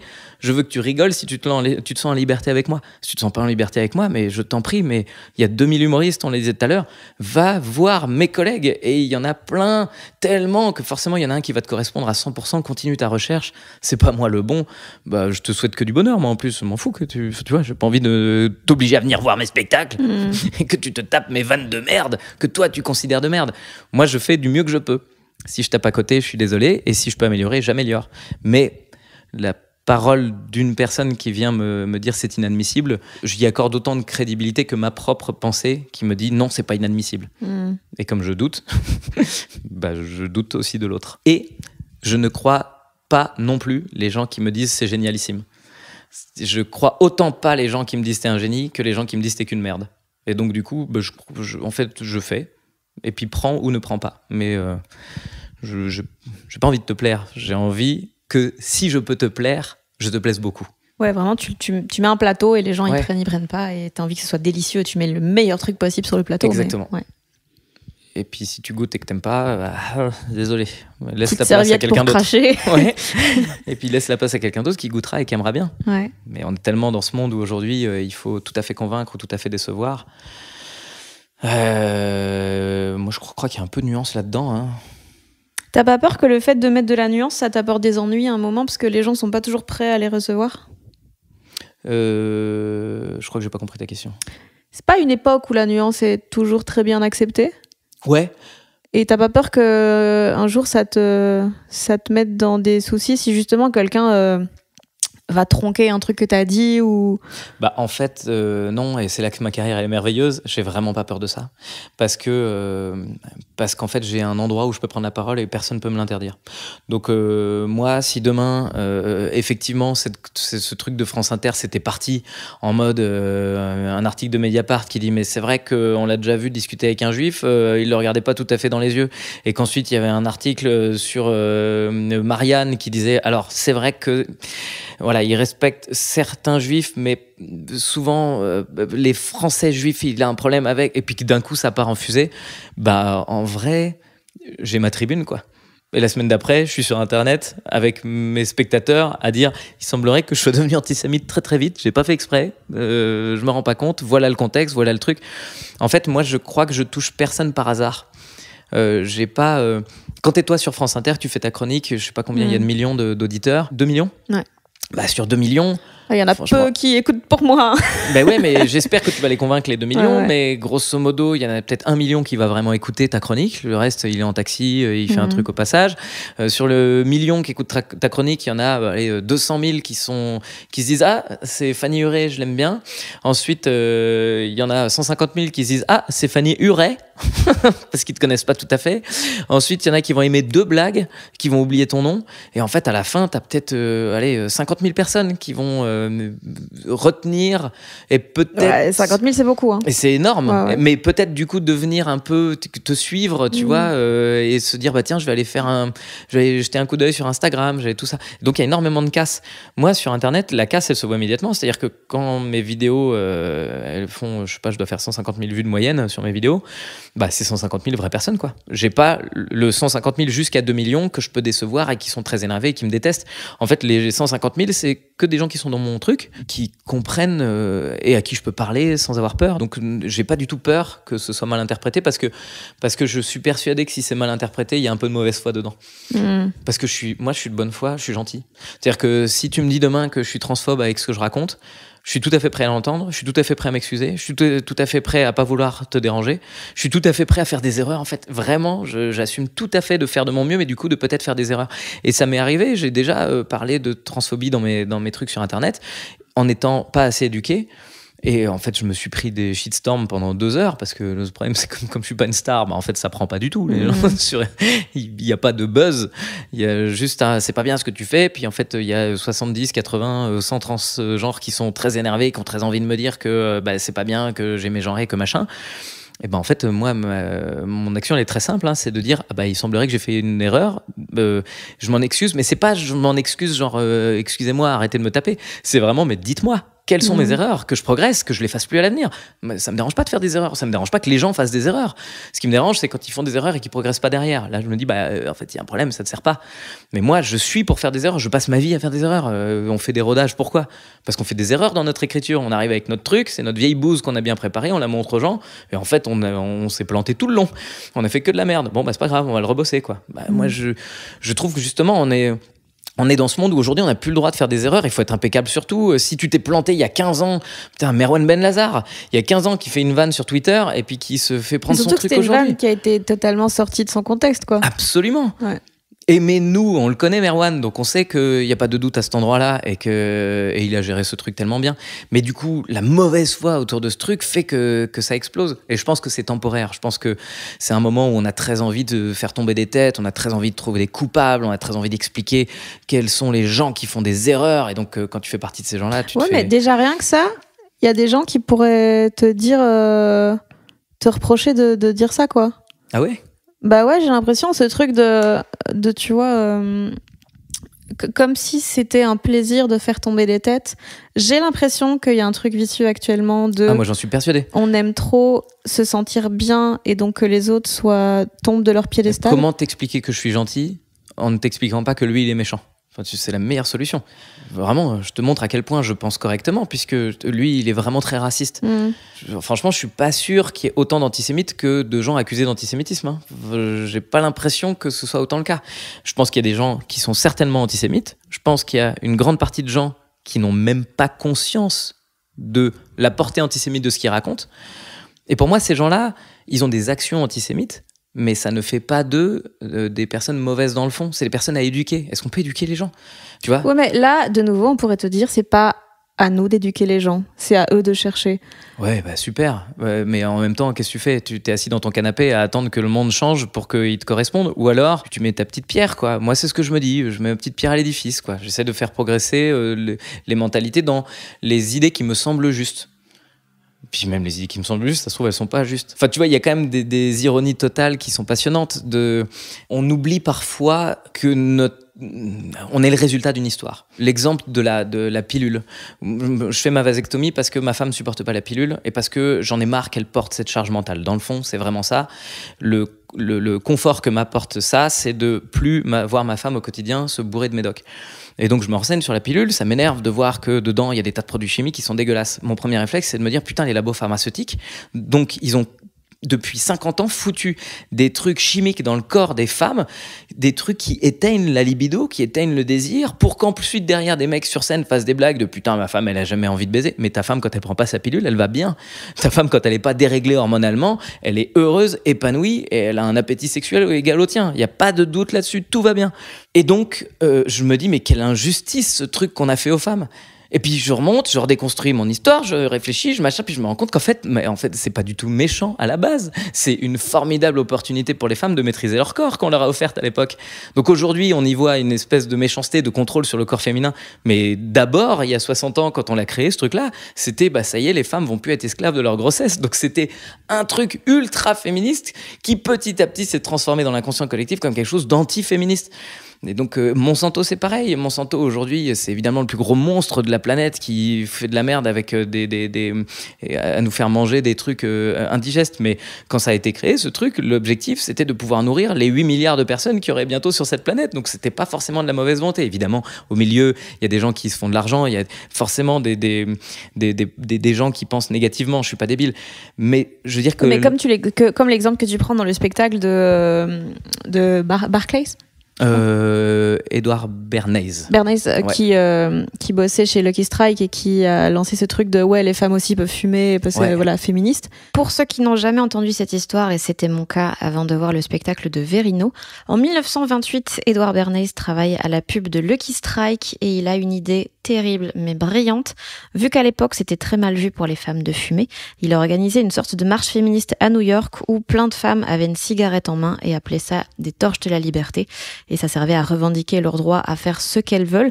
Et donc ça a mis dans les esprits à l'époque que pour être une femme libre et moderne, il fallait fumer. Résultat, grosse augmentation des ventes de cigarettes Lucky Strike. Tout simplement. Là, c'était clairement pas une bonne volonté à la base. Non. Cependant, qu'est-ce que ça a fait progresser le combat féministe d'un coup, des femmes qui ont pu, par ce petit objet, alors c'est exactement comme ça que Bernays a bossé, il a dit en fait c'est très simple, la cigarette c'est un objet phallique que les hommes s'approprient et ils ont ça, il n'y a que les hommes qui fument. Donc les femmes, si elles s'approprient ce truc-là, elles s'approprieront le pénis masculin et donc elles s'approprieront le pouvoir. Force est de constater qu'à partir du moment où les femmes ont pris la liberté de fumer, elles ont pris la liberté de choisir si elles avaient le droit de le faire ou non, et voir une femme avec une clope, c'était une femme qui était libre, c'était une femme qui du coup pensait par elle-même, c'était une femme qui n'était pas soumise à son mari. On les a, ces inconscients de la femme qui dit « moi, j'aurais… » Et en fait, c'était des femmes fortes. Et donc, cette putasserie de Bernays qui vend des Lucky Strike a eu quand même un impact positif sur le combat féministe. Il y a jamais… En fait, on aimerait tellement que le monde soit blanc ou noir. Ouais. C'est tellement décevant de voir que non, quoi. Que même tes actions à toi, enfin, je veux dire, dans le fond, tu vois, je suis persuadé d'être quelqu'un de gentil, mais je prends objectivement un plaisir à entendre les gens qui me disent que je suis gentil. Et du coup, j'en arrive à me demander si je suis gentil parce que je suis dans le fond gentil, ou si je suis gentil parce que j'aime bien que les gens disent que je suis gentil. Enfin, tu vois, si tu déconstruis ta pensée à un degré. Tu peux la déconstruire autant que tu veux. Et puis, à la fin, t'en arrives à la substantifique moelle de, en fait, je suis un être humain. Et donc, je suis autant merdique que tout le monde. Et donc, oui, des fois, je tente des trucs et je rate. Et oui, des fois, j'essaye d'avoir un avis qui n'est pas éclairé. Et oui, des fois, je pense que c'est très bon pour l'humanité d'aller dans cette direction. Et puis, des centaines d'années plus tard, tu te dis, mais en fait, c'est n'importe quoi. Enfin, là, aujourd'hui, ce qu'on est en train de faire, d'électriser tous les véhicules, parce qu'en fait, c'est mauvais le pétrole. Mais en fait, construire des batteries au lithium en allant raser des forêts au Gabon pour récupérer du cobalt, mais c'est une merde écologique. Oui, mais c'est sur le long terme, là, que c'est mieux par rapport à l'essence, non ? Oui, sauf que dans le court terme, remplacer l'ensemble des véhicules, on n'a même pas assez de métal, donc il faut aller choper des métaux rares dans tous les sens. Et donc, ça coûte plus cher écologiquement de tout transformer en électrique que d'accompagner ce changement à plus long terme. Mais il faut que ça vende et que ça aille plus vite. Puis pareil, et puis ChatGPT, et puis les ordinateurs quantiques, et puis cette espèce de course effrénée qui est en train de saloper la planète. Je peux pas m'empêcher de me dire que c'est peut-être bien ça qui va être la solution à justement le désastre écologique qu'on est en train de créer. Complètement absurde et scientifiquement ça tient pas la route, mais peut-être qu'en cours de route, l'intelligence artificielle qu'on est en train de créer et qui demande des ressources gigantesques, peut-être que c'est le chaînon manquant au-dessus de l'être humain qui va être capable de régler tous les problèmes écologiques. Je dis pas que c'est le cas, vraiment pas. Je voudrais pas que certains écolos pensent que je suis dans ce truc, pas du tout. Moi je suis au contraire dans l'effet inverse, mais je pense contre moi-même et je me dis, et si jamais c'était en ayant tellement foutu le bordel dans nos vies, de la même manière que nous, créatifs, c'est quand on est dans une situation d'inconfort qu'on trouve des solutions. Est-ce que l'humanité, c'est pas au moment où elle est au bord du gouffre ? Moi, tous ces trucs-là, je pense pas que ça va être le cas, mais si c'est le cas, comment je pourrais moi aujourd'hui l'interdire alors que peut-être que j'ai tort à long terme ? À court terme, évidemment que tout ça, c'est débile. Mais à long terme, je ne suis pas capable, je sais pas. De toute façon, à long terme, on sera mort à cause de Poutine. J'espère qu'on n'aura pas la fin de l'histoire. Est-ce que je suis parti tout seul pendant 10 minutes là ? C'est le principe d'un podcast. Ouais, c'est principe d'un podcast. Là, je me dis que peut-être qu'il y a des gens qui ont écouté tout ça en disant mais qu'est-ce qu'il est perché celui-là ? Parce qu'à la base, la question c'était t'abordes des sujets un peu touchy. Oui, et là tu t'es enfoncé dedans. Oh là là. Je crois que j'ai plus peur de rien. J'ai 42 piges, c'est mon 4e spectacle, j'ai convaincu suffisamment de gens pour qu'ils me suivent. C'est maintenant qu'il faut que je prenne des risques. C'est maintenant que je dois aller m'amuser. C'est maintenant que je dois aller explorer les recoins de mon cerveau. Hein. Tu trouves qu'avant, t'as pas pris assez de risques ? Je pense qu'ils étaient mesurés, toujours en fonction de ce que j'étais capable de faire. Je pense que j'étais pas assez identifié pour pouvoir m'aventurer sur certains sujets. J'étais pas assez qualifié pour pouvoir aller toucher des sujets qui pouvaient blesser des gens sans que les gens qui peuvent être blessés se braquent dès le début. Parce qu'il y a ça, hein, évidemment. Et quand tu abordes un sujet un peu interdit, il y a... quand je commence à aborder l'histoire de la fameuse caissière transgenre que j'ai croisée au supermarché... Nouvelle remise en contexte sur ce qu'il raconte dans son spectacle. En très très résumé, il était au supermarché et il a mégenré une dame transgenre qui travaillait là. Et s'en est suivi un immense quiproquo. Et plus il essayait de s'excuser, plus il s'enfonçait. C'est nécessaire au début de l'histoire que je le dise, que je ne suis pas transphobe et moi je le sais, mais elle me voit en tant qu'homme blanc et il faut qu'elle déconstruise l'image de l'homme blanc qu'elle a, autant que moi, je dois déconstruire l'image de personnes que j'ai mégenrées. Donc j'utilise ce vocabulaire-là. C'est un peu pour dire à tout le monde, d'abord, je connais le vocabulaire, je sais où je m'aventure. J'ai aucun doute sur le fait que je suis de bonne foi parce que cette histoire m'est arrivée. Donc je sais que j'ai mégenré quelqu'un et je sais que cette personne, je l'ai blessée en n'ayant pas la volonté de la blesser. Parce qu'en plus, je suis équipé sur ce sujet-là parce que je me suis déjà cassé le nez. Et donc, c'est même militant, en fait.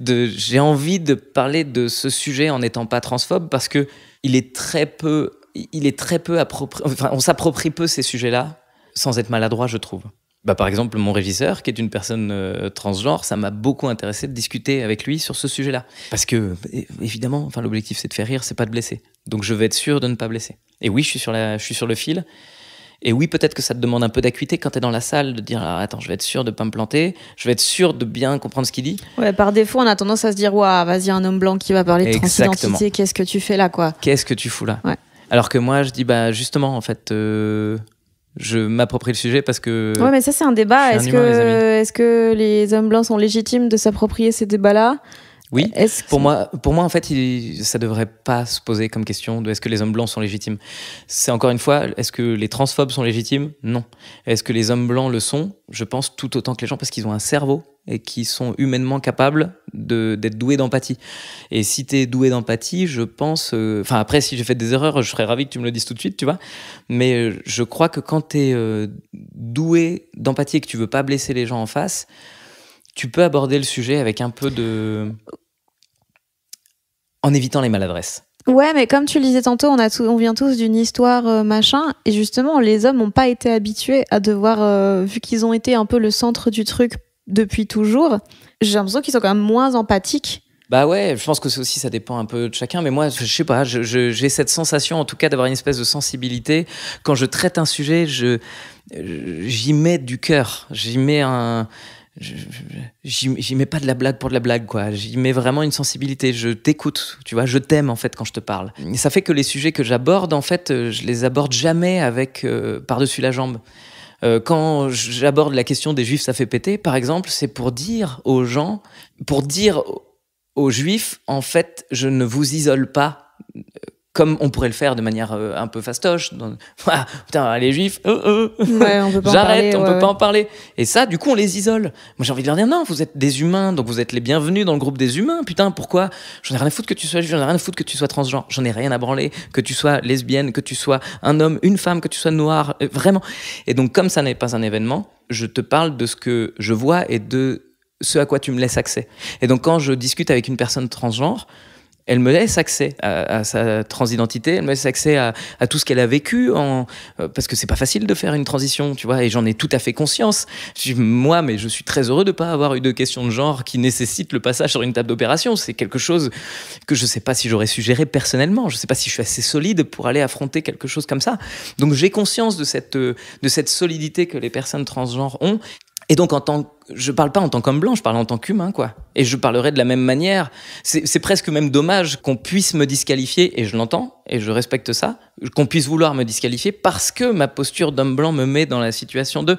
Je peux pas te parler de l'ensemble des combats de chacun, mais j'ai développé une sensibilité qui fait que, en tout cas, j'y suis perméable. Et en tout cas, j'ai la volonté de le faire. Et donc, la bonne volonté, pour moi, c'est presque le plus important parfois.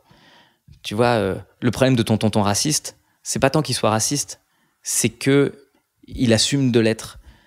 S'il dit... franchement, pour moi, il y a peut-être un problème avec les Arabes. C'est pas du tout la même problématique que... En fait, le problème, c'est les Arabes. Et ton podcast s'appelle « Les gens qui doutent », on est en plein dedans. Le problème, c'est les gens qui doutent pas. Les gens qui doutent pas et qui sont sûrs d'eux, en fait, ils t'assènent des vérités qui n'ont pas de sens. Mais par contre, quelqu'un qui va te dire « Peut-être qu'il y a un problème avec l'islam. Putain, ça m'intéresse. » Quel est ton point de vue là-dessus ?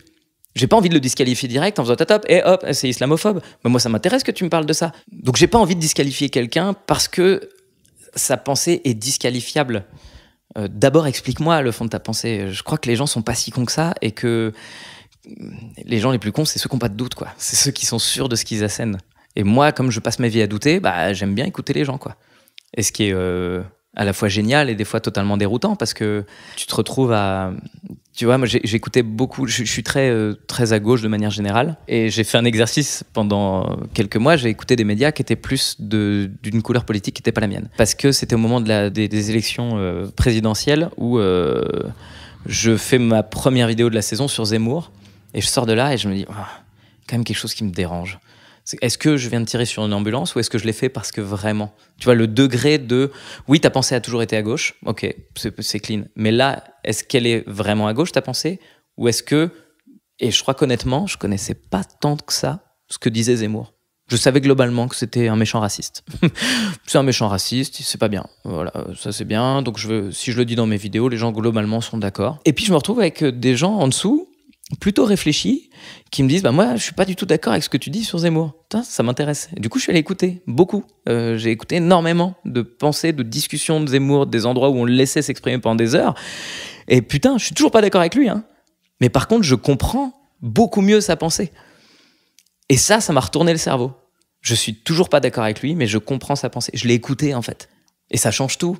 Alors aujourd'hui en fait on n'écoute plus, on fait taire avant que peut-être des ignominies soient dites. Ou même parfois encore pire, on fait taire en pensant que peut-être des gens sont assez cons pour penser que c'est pas bien ce que tu viens de dire, alors que moi j'ai compris, hein, moi j'ai aucun doute, t'inquiète pas, moi je suis intelligent, j'ai compris ta blague. Mais imagine que quelqu'un le prenne mal. Donc je veux que tu le dises pas. Globalement, les gens sont vachement malins quand même, je trouve, dans la vie.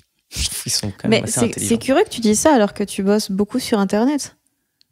Et que ouais. Internet, c'est pas là où les gens vont étaler leur intelligence, justement, parce qu'ils vont être très... Mais parce qu'ils parlent vite, en fait. Oui, mais c'est ça. Ils regardent pas la vidéo, mais ils ont vu le titre, alors ils... Ouais.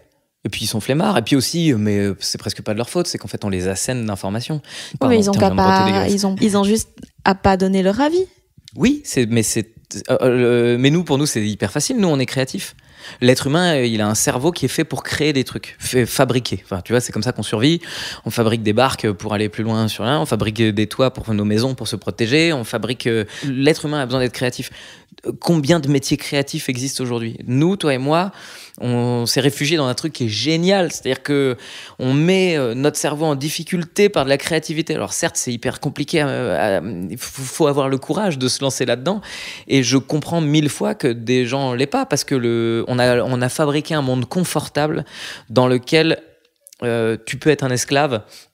En bossant pour une entreprise et lui donner ta vie, et que au-dessus t'es un milliardaire qui se fasse toute sa thune en t'exploitant.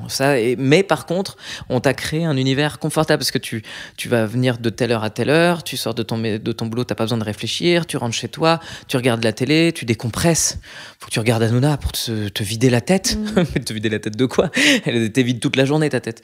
Et le lendemain c'est pareil, le surlendemain c'est pareil, et puis ta vie elle va passer comme ça, puis à la fin t'as juste été un outil parmi comme une imprimante, t'as été des mains, quoi. Et donc ce monde-là, on l'a vraiment fabriqué pour que tu... Mais au final, ça fait des gens malheureux parce que c'est pas des gens qui créent, c'est pas des gens... Et aujourd'hui, tu leur offres Internet.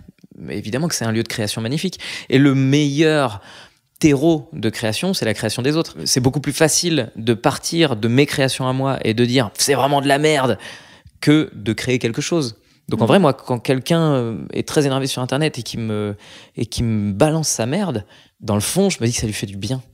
Ça lui fait du bien d'avoir... il a fait quelque chose, quoi. Il a fabriqué quelque chose. Négatif, certes, méchant, violent, peut-être. Mais lui, il sort de là en se disant... Il a établi un truc, une pensée qui va de A à Z. Il a expliqué pourquoi il n'était pas d'accord. Il a fermé son ordinateur. Il s'est pas rendu compte de la blessure qu'il m'a infligée parce que je n'existe pas pour lui. En vrai, c'est ça aussi. Il faut avoir beaucoup d'empathie pour ça. Pour les gens, c'est la même chose que quand ils gueulent devant leur télé. Jamais ils vont aller voir Mbappé pour lui dire tu cours vraiment comme une merde. Par contre, devant sa télé, il va le faire. Et puis, il va le faire sur Internet. Donc, c'est ne rien prendre personnellement. C'est exactement ça. Laisse les gens déverser leur merde. Et après, pour le coup... j'ai suffisamment de recul pour savoir que c'est beaucoup plus facile pour un homme blanc que pour une femme, parce que vous êtes évidemment 1000 fois plus soumise à un jugement permanent. Mais putain, si on leur tend pas la main à ces abrutis, ils pourront pas progresser. Parce que j'ai jamais vu de conflit qui s'est réglé avec « si tu continues, je te tape plus fort ». Ça marche pas à long terme, quoi. J'ai jamais fait progresser mes fils en leur foutant une claque, quoi. J'ai fait progresser mes fils en essayant de leur faire comprendre pourquoi j'étais pas d'accord avec. Il y a un truc que j'ai entendu qui m'a buté. parce que je pense qu'énormément de gens ne se l'avouent pas. C'est quand ton premier fils est né, tu t'es dit, si ça marche pas, je pourrais dire c'est de sa faute. Ah oui. C'est oui, fou ça, parce que j'ai l'impression qu'on se trouve énormément d'excuses. Bon, le cas d'un enfant, c'est assez extrême parce qu'en effet, ça change ta life fort, fort, fort. Ouais. Mais souvent, on remet nos échecs sur des causes extérieures et on le remarque jamais, quoi. Et on passe notre temps à faire ça parce que c'est génial de dire que c'est pas tout à fait notre faute. Combien de contacts j'ai reçus sur Internet de gens qui disent « Ah, j'aurais voulu être humoriste, mais bon. » Mais bon, quoi ? Parce que moi aussi, j'aurais voulu être humoriste et je peux te dire à quel point ma carrière tient à un fil, mais que des micro-décisions d'un moment de « Ah, allez, j'y vais. » Et j'aurais pu pencher tout à fait de l'autre côté. On n'est pas des privilégiés tant que ça. Hein. Je sais pas comment dire ça, ce côté un peu « Mais oui, mais toi... » Ah oui, tu veux dire on est allé le chercher, quoi. Si toi t'es humoriste, c'est parce que t'as de la chance, en fait. Il y a un peu un truc comme ça. Et puis ça a été aussi renforcé par une humilité quelque part de certaines anciennes générations qui disaient je mesure la chance que j'ai, et qui du coup c'est vraiment grâce aux spectateurs, c'est grâce à vous que je suis là. Il y a ce truc vraiment de volonté de montrer à quel point on est humble, qui je pense à long terme dessert parce qu'il a fait croire aux gens que c'était de la chance, alors que je pense réellement que les gens qui tiennent dans ce métier, c'est pas de la chance, c'est de la passion, c'est de l'envie. Et c'est donc une régularité, un respect de ce qui est nécessaire de faire pour concrétiser nos projets. Enfin, c'est pas facile, quoi. Faut être sur le maintenant pour être sur le plateau, faut être sur le bientôt pour essayer de voir où va ce monde et comment on va l'aborder. Typiquement, je suis arrivé sur YouTube en 2015 parce que j'étais dans alors attention, je suis pas bon en télé, j'ai l'impression que le monde est en train de changer. Internet m'intéresse, il y a les vidéos gratuites sur Internet, ça a l'air d'être un bon moyen de communiquer. Ça, c'est parce que j'étais dans bientôt ça va se passer comme ça, et donc j'essaye toujours d'avoir ce cerveau dans 3 ans, où est-ce qu'on en est, si dans 6 mois la Russie bombarde, ça va être quoi de nos blagues? On doit l'avoir en fait, ça, il faut que nos cerveaux continuent à fonctionner, parce que le monde va basculer, le monde bascule en permanence, et on est le reflet du monde, donc il faut qu'on soit aux aguets, donc on a la responsabilité de voir l'avenir au plus proche de ce qu'on peut être, on a la responsabilité de l'instant présent, parce qu'on doit parler aux gens des problématiques qui les touchent immédiatement, et on a en même temps ce devoir de s'engager à 100% dans notre métier et de respecter le passé, et à quel point on s'était engagé à ce moment-là et de ce qui nous a mené à être ce qu'on est aujourd'hui. Et donc ouais, se trouver des excuses, je pense pas qu'on se les trouve, je pense qu'on les trouve, elles sont là en fait, hein. Elles sont vraiment là, les excuses, il y en a plein, quoi. Tu tournes la tête et il y en a tout le temps, hein. Tout le temps. Hier, j'ai pris le TGV pour venir jouer. Et dans le TGV, je sais que j'ai du boulot sur mon spectacle. Je sais qu'il n'est pas prêt. Et il y a un truc que je me répète régulièrement, c'est le moment où je me dis, bon, là, allez, j'ai le temps, machin. C'est juste, je m'oblige à me dire, regarde les choses en face. Et à partir du moment où je sais que j'ai cette phrase qui va émerger, c'est-à-dire, regarde les choses en face, est-ce que là, oui, maintenant, tu peux prendre du bon temps? T'en es au stade où t'es suffisamment prêt pour prendre du bon temps? Regarde les choses en face, juste. La réponse est non. Bon, j'ai sorti mon ordinateur, j'ai taffé. Cet après-midi, pareil, pourquoi j'ai écrit mes nouvelles histoires là sur le divorce? Parce qu'en fait, le spectacle, il était suffisamment chouette. Ce matin, j'ai bossé avec Aude, avec qui j'écris. J'ai eu 2 heures un peu off pendant lesquelles j'ai déjeuné.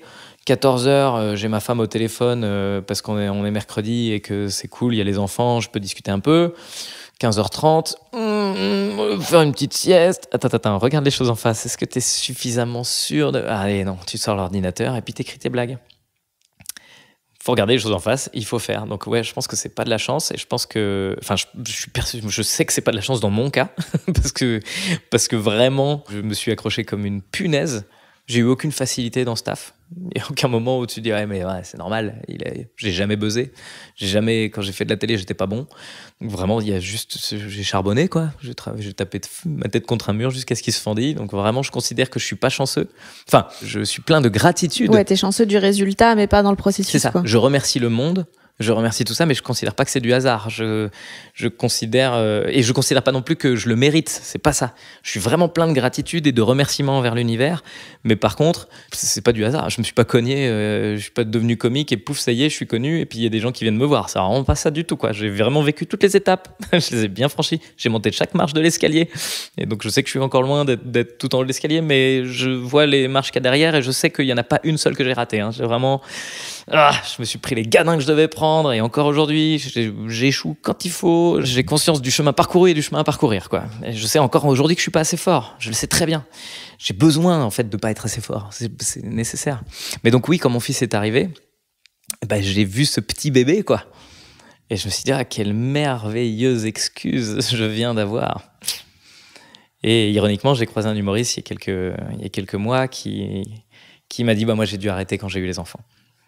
Et j'ai vu son œil frétiller du « Ah putain, lui il en a eu aussi ». Et on le sait très bien, j'ai eu la même pensée, c'est normal, c'est facile, c'est dur de regarder les choses en face, c'est dur de regarder... Ouais, maintenant il y a des gens pour qui vraiment, je sais pas, là vous êtes ensemble avec la mère et tout. Maintenant il y a des gens où c'est plus instable, quoi. Moi je me rappelle à l'UNIF, j'ai fait un travail de groupe avec une go et j'étais très première de classe. Et à un moment, elle travaillait pas assez sur notre travail de groupe, moi ça me rendait ouf. La meuf, elle avait un enfant, et elle était là, oui, mais des fois je vais aller le chercher, machin. Je n'avais aucune empathie. J'étais là, je ne comprenais pas que la priorité dans sa vie, ce ne soit pas le travail de groupe. Ouais, en flamand. Ouais. Tragique. Non, mais c'est vrai que mais je pense... En fait, il y a différents trucs. C'est-à-dire que le travail de groupe, déjà, vous étiez plusieurs dessus, vous aviez plusieurs responsabilités, et c'est un travail obligatoire. Le métier d'humoriste, personne t'oblige à le faire. Tu vois ? C'est vrai. Donc, c'est pas pareil. C'est une démarche dans laquelle toi-même, tu t'engages. Et j'ai envie de dire que ta responsabilité, si tu veux vraiment faire ce métier, c'est de trouver les solutions. Je dis pas qu'il va pas y avoir d'embûches. Il y en a tout le temps. C'est un métier... cite-moi quelqu'un qui a réussi sans embûches. Vraiment, il n'y a pas. Mais par contre, notre responsabilité, c'est de les gérer, ces embûches. Et c'est pour ça qu'on mérite notre place. C'est pour ça qu'on peut se dire, non, je ne suis pas totalement une arnaque, parfois. On peut de temps en temps se dire, quand même, effectivement, ça n'a pas été facile, quoi. Parce qu'en fait, les embûches, on les a prises en pleine gueule. Putain, je l'ai vu ta vidéo où tu parles de ta création, mais à quel point tu te sens à chier, à quel point c'est douloureux, à quel point c'est de réaliser à quel point t'es nul. Mais putain, vraiment, ne le faites pas, quoi. Ne le faites pas, c'est douloureux, vraiment, de se regarder dans le miroir et de dire « Oh, la médiocrité !» Et en même temps, l'ego de penser que je serais capable de monter sur scène. Mais mon Dieu, quel grand écart entre ce que tu es capable de faire et ce que tu penses que tu es capable de faire. Oh là là, mais heureusement que tu es fou, hein. Sinon, tu te serais jamais lancé là-dedans. On parlait tantôt dans le métro du fait que les modèles qu'on a eus de réussite dans l'humour ne sont pas du tout ceux qu'on atteint quand, pour les gens, on a réussi. Ouais. Et dans le sens où on a l'habitude un peu des stars qui s'enquillent les Olympias, qui passent à la télé et tout. La coke, les putes, tout ça. C'est mon objectif de vie, voilà, tout simplement. Mais qu'aujourd'hui, on peut quand même avoir une vie très très confortable en tant qu'humoriste, que ce soit en termes d'épanouissement, en termes d'argent, machin, en étant pas si connu. Ouais. Est-ce que toi, c'est une frustration quand même un petit peu, ou est-ce que... De pas être connu ? De pas correspondre à l'image que t'avais quand t'as démarré de la réussite. Pas du tout. Au contraire, pour le coup, c'est peut-être ma plus grande bonne surprise de ma vie, quoi. C'est qu'effectivement, j'avais l'impression que ce métier, c'était on-off, resta ou trop de balles. Tu vois, et il y avait pas d'entre les deux, et je pense qu'il y en avait pas d'entre deux. Enfin, il y en avait, mais on n'était pas tout à fait conscients. On n'était pas au courant s'ils étaient pas connus. Et puis c'était un peu ringard. Enfin, tu vois, si jamais ils avaient percé et puis qu'ensuite c'était redescendu, c'est qu'ils étaient dans le fond. Enfin voilà, socialement c'était pas acceptable. Donc il y avait quelque chose de grand ou abandonne et arrête, quoi. Tu vois. Et la meilleure nouvelle de ce métier-là, c'est ce que je découvre en ce moment, c'est-à-dire qu'effectivement ta carrière, elle est pas forcément liée à ta notoriété. C'est-à-dire que tu peux... en fait, il faut taper juste. Il y a 60 millions de personnes, 70 millions de personnes en France, plus la Belgique, la Suisse, je sais pas combien on est de millions de francophones, mais en vrai, si tu arrives à toucher 20 000 personnes, mais en plein cœur, tu gagnes ta vie avec ce métier. Hein. Et c'est une méga bonne nouvelle. 20 000 personnes, j'hallucine quand les gens ont l'impression qu'ils ont 20 000 abonnés sur Instagram et qu'ils n'y arrivent pas. Je dis, mais en fait, t'as pas du tout besoin de plus que ça. T'as juste besoin de trouver les 20 000 que tu pointes, et que tu touches et que tu fais péter un plomb et à qui tu fais vriller le cerveau. Ça me semble beaucoup plus accessible que bon, je fais une télé ce soir, il y a 10 millions de spectateurs, il faut que je vende 10 millions de tickets. Bon courage. Donc non, moi c'est la très grosse bonne nouvelle, c'est que ma notoriété, elle n'est pas du tout, elle dépasse pas mes blagues, puisque tu me connais que quand tu vois mes vidéos. Donc il y a personne qui me connaît parce qu'il m'a vu quelque part. Les gens qui voient ma tête, c'est qu'ils ont vu mes vidéos, ils ont apprécié ou pas. Mais il n'y a pas de, je l'ai vu en interview à la télé, et il est connu lui, c'est pas le gars qui avait fait un film ou je sais pas quoi là. Enfin, donc il y a des gens comme ça qui sont connus, mais on sait pas d'où, quoi. On sait pas d'où. Et donc ces gens-là, on a envie de faire des photos avec, mais on connaît pas leur travail. Et donc t'as plein de gens, je le vois, hein, moi j'ai fait 3 fois Vendredi tout est permis il y a 10 ans. Au moment où ça a été diffusé, c'était pendant les vacances scolaires de juillet-août. Je me suis retrouvé à la piscine municipale avec mes gosses. Franchement, les gens me reconnaissaient beaucoup. J'étais passé sur TF1 la veille, tu parles. Mais dans les gens qui me reconnaissaient 10 fois plus que d'habitude, il y en a aucun qui était susceptible de voir mon spectacle. C'était pas du tout le même type de personne. C'est pas des gens qui m'ont aimé. C'est des gens qui font t'étais à la télé hier. Et donc cette notoriété-là, elle m'intéresse pas du tout. J'ai pas d'ego de notoriété. J'ai vraiment pas du tout de volonté d'être connu. Tu vois, ma notoriété là aujourd'hui, elle est parfaite. C'est-à-dire, je suis suffisamment identifié et respecté par les gens qui m'identifient, et suffisamment pas du tout identifié par les gens qui m'ont pas encore connu, quoi. Et donc, ce qui veut dire que c'est très organique comme notoriété, ce que j'ai. C'est-à-dire que je vais être connu parce que, en fait, c'est ma pote qui m'a acheté la place parce qu'elle t'avait vu. Et en fait, elle a adoré. Et donc, elle m'a acheté une place pour mon anniversaire. Et du coup, je suis venu avec mon mec. Et en fait, mon mec, il t'avait déjà vu. Et donc, ça prend 10 fois plus de temps. Ma carrière est extrêmement longue. Hein. Tu vois, j'ai démarré, je t'ai dit tout à l'heure, en 2007. Ça va faire 20 ans, quoi. 20 ans et je suis toujours pas connu. Tu vois, c'est vraiment, si mon ego, si mon objectif c'était d'être identifié quelque part, ouais, je suis à côté, quoi. Mais en vrai, c'est pas du tout mon objectif. Mon objectif, c'est de taper juste. Et ce qui fait que mon objectif, c'est de faire des blagues devant des gens. Et j'avoue que s'ils étaient que 20, ça me ferait tout autant plaisir que quand ils sont 2000. Hein. S'ils sont 20 dans mon délire, j'ai pris un plaisir fou ce soir, il y a 100 personnes. Oui, je suis content de jouer à l'Olympia au Grand Rex, je suis très content, hein. Mais en vrai, si mon métier était juste de jouer à la Nouvelle Scène tous les soirs, mais zéro problème dans ma vie, j'adore ce taf. Et la Nouvelle Scène encore, c'est 110, mais de jouer à la loge, qui fait 20 places, où j'ai démarré, la petite loge maintenant ça s'appelle, et ouais, ça me va très bien, quoi. À partir du moment où tu connais l'ancien nom des choses, c'est que ça fait longtemps que t'es là. Je savais que t'appuierais dessus, putain, alors que je souffre. Y a un truc qui est fou, c'est que tu reçois énormément d'amour dans ta vie, dans ta famille et tout, mais que t'as quand même besoin de faire ce métier qui, en général, vient d'une faille narcissique de zinzin. Ouais, je suis d'accord. Tu sais quoi, il y a même un problème, je me disais, vraiment, je dois être tordu plus que ce que je pense, parce que moi, j'ai même vécu dans une famille aimante. J'ai aucun problème avec mes parents. J'ai eu une éducation vraiment chouette. J'ai pas eu tant de chagrin d'amour que ça. J'ai rencontré ma meuf à 17 ans, qui était mon évidence, avec qui on a fait nos 25 années de vie, des enfants, des projets, qui aujourd'hui produit mon spectacle. Donc on est vraiment, on est même pas, j'allais dire fusionnel, mais c'est même pas ça. C'est qu'en fait on est 2 entités distinctes qui se kiffent l'une l'autre. C'est vraiment, je le dis, ma meilleure pote. Je passe ma vie avec elle. On est dans notre bureau tous les deux et on s'éclate à imaginer des trucs. On s'éclate, on dit tiens, on ferait pas un jeu vidéo pour Rodéo? Ah ouais, ok. Et voilà, tiens, on ferait pas machin. Là, on a rempli les 4 cigales d'octobre. On se dit on serait pas des Grands Rex? Ah bah allez, on se fait des Grands Rex. Et c'est notre plaisir c'est le plaisir de hihi. Ces 2 gamins qui jouent, quoi. Et donc, on voit vraiment, c'est problématique de réaliser à quel point. D'ailleurs, j'avais entendu une interview de je sais plus quel humoriste, je crois que c'était Elise Moon, qui disait dans le fond, tous les humoristes sont des clowns tristes. Et moi, je faisais pas encore ce métier, mais je voulais le faire. Et je me disais, merde. Je n'ai pas les bases. Moi, je suis content et je suis heureux. Et je suis vraiment quelqu'un de très heureux dans la vie. J'ai pas de... C'est terrible, hein. Mais j'aurais jamais d'épisode de dépression, d'alcoolisme, de trucs qui me rapprochent des douleurs humaines. Tu vois, c'est vraiment très, très... Et pendant un moment, ça me posait problème sur scène. On en parlait du fait de l'homme blanc, tout ça. Mais ça va au-delà de la posture de l'homme blanc. C'est qu'en réalité, mais d'où je me permets même d'avoir un avis sur la société, parce que moi c'est pas mon statut d'homme blanc qui fait que je suis privilégié, c'est ma vie entière. Le destin me privilégie. Moi j'ai rencontré ma meuf à 17 ans et à 17 ans on savait qu'on serait la personne de la vie de l'autre.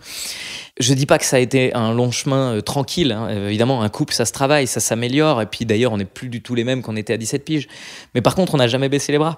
Quand on a eu des problèmes, des difficultés qu'on a rencontrées ensemble, on les a réglés ensemble.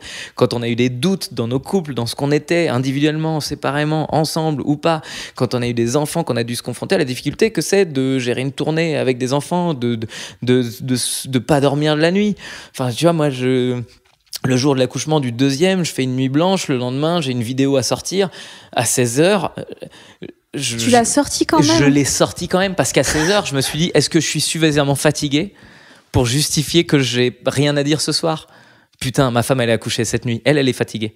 Ok? Donc tu sors tes doigts de ton cul, tu prends ton ordinateur et t'y vas. J'ai écrit 5 minutes très marrantes sur ma femme, elle a accouché hier. Et en vrai, putain, mais qu'est-ce que tu faisais sur scène déjà? Ça touche la vérité. Parce qu'on savait pas quand est-ce qu'elle accoucherait. Et donc on n'a pas annulé. Et la salle était complète. Puis j'avais pas envie de dire aux gens, on annule parce que ma femme, elle a accouché hier. Moi, j'ai pas accouché. Hein. Et puis en vrai, à partir de 18h, t'as plus le droit de rester à l'hôpital. Enfin, il y a aucune raison que j'aille tout seul chez moi pendant que ma femme est à l'hôpital avec le petit. Enfin, il y a rien qui explique que je vais pas monter sur scène. Donc, fais quoi. Et puis en vrai, c'est génial parce que tu partages un moment super et que le lendemain matin, à 7h du mat, avec tes 5 heures de sommeil parce que t'as dû faire le montage de ta vidéo pour qu'elle sorte, t'arrives à la maternité défoncé, t'as ton bébé que tu prends contre ton corps nu parce que t'as envie qu'il sente ton odeur, t'as ta femme épuisée qui est épanouie, putain, tu vois. Oui, peut-être qu'effectivement, j'ai monté sur scène, j'ai joué tout ça, mais putain, mais l'univers, il va dans mon sens pour tout. Qu'est-ce que je te dise? Évidemment, il faut que je fasse un petit effort, quoi. Moi, je trouve ça fou. Le fait que tu joues au SWAT, mais que tu fasses quand même ta vidéo, alors que comment ton esprit était tellement pas à l'écriture. Mais je vais te dire pourquoi. C'est parce que je me suis dit, tu sais quoi? Écris-le.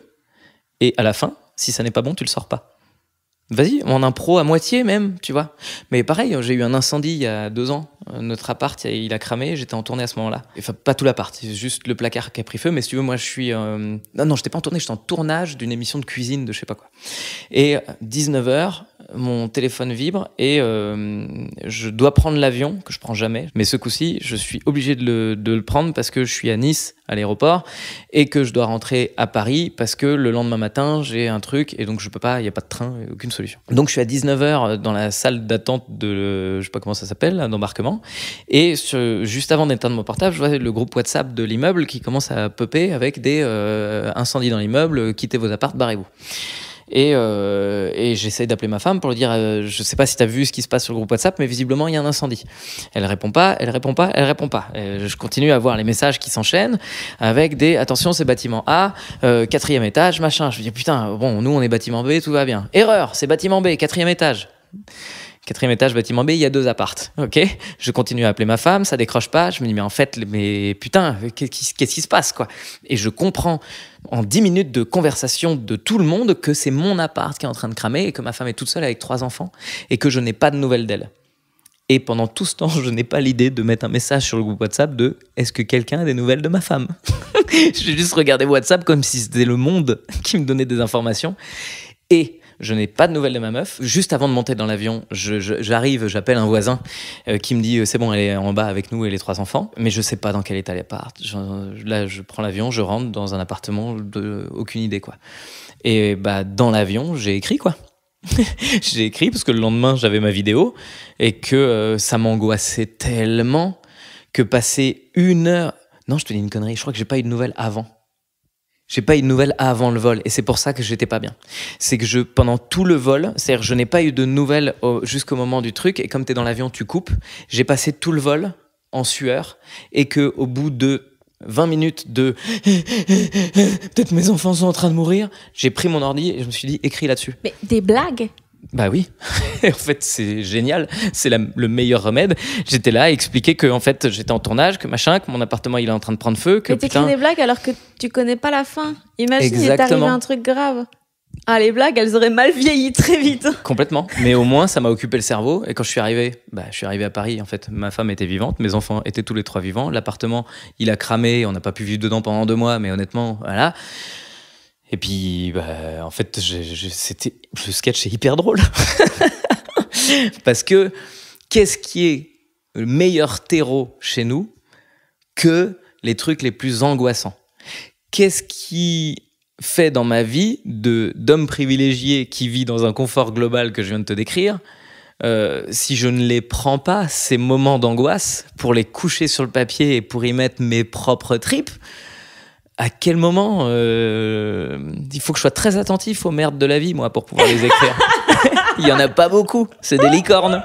Ah ouais, moi je pense que j'aurais vraiment... Déjà que mon appart brûle en tournée, c'est ma hantise. Maintenant j'ai mis une caméra et tout parce que j'étais pas bien quand je partais en tournée. Ouais. Je pense que j'aurais juste laissé l'angoisse te submerger. Ouais. Je me serais évanouie quelque part dans un coin de l'avion. Ah, moi, le vol serait passé plus vite. Ça aurait été super. Mais, j'adore vos vidéos. Ça m'est déjà arrivé aux Ardentes, à un festival en Belgique. Je m'étais évanouie parce que j'avais fumé au soleil. Grosse conne.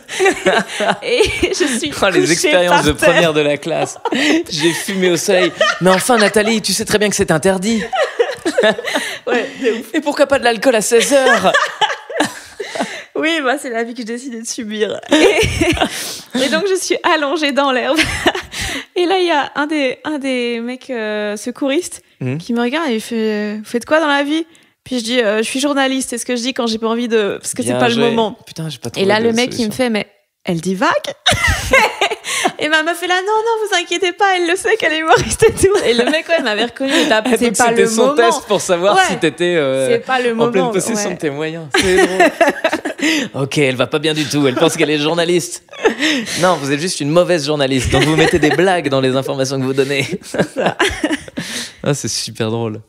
Mais ouais, non, mais toi, tu laisses jamais l'angoisse juste Ben, j'aime pas trop ça, l'angoisse. Je trouve pas ça très utile. Alors ça, c'est...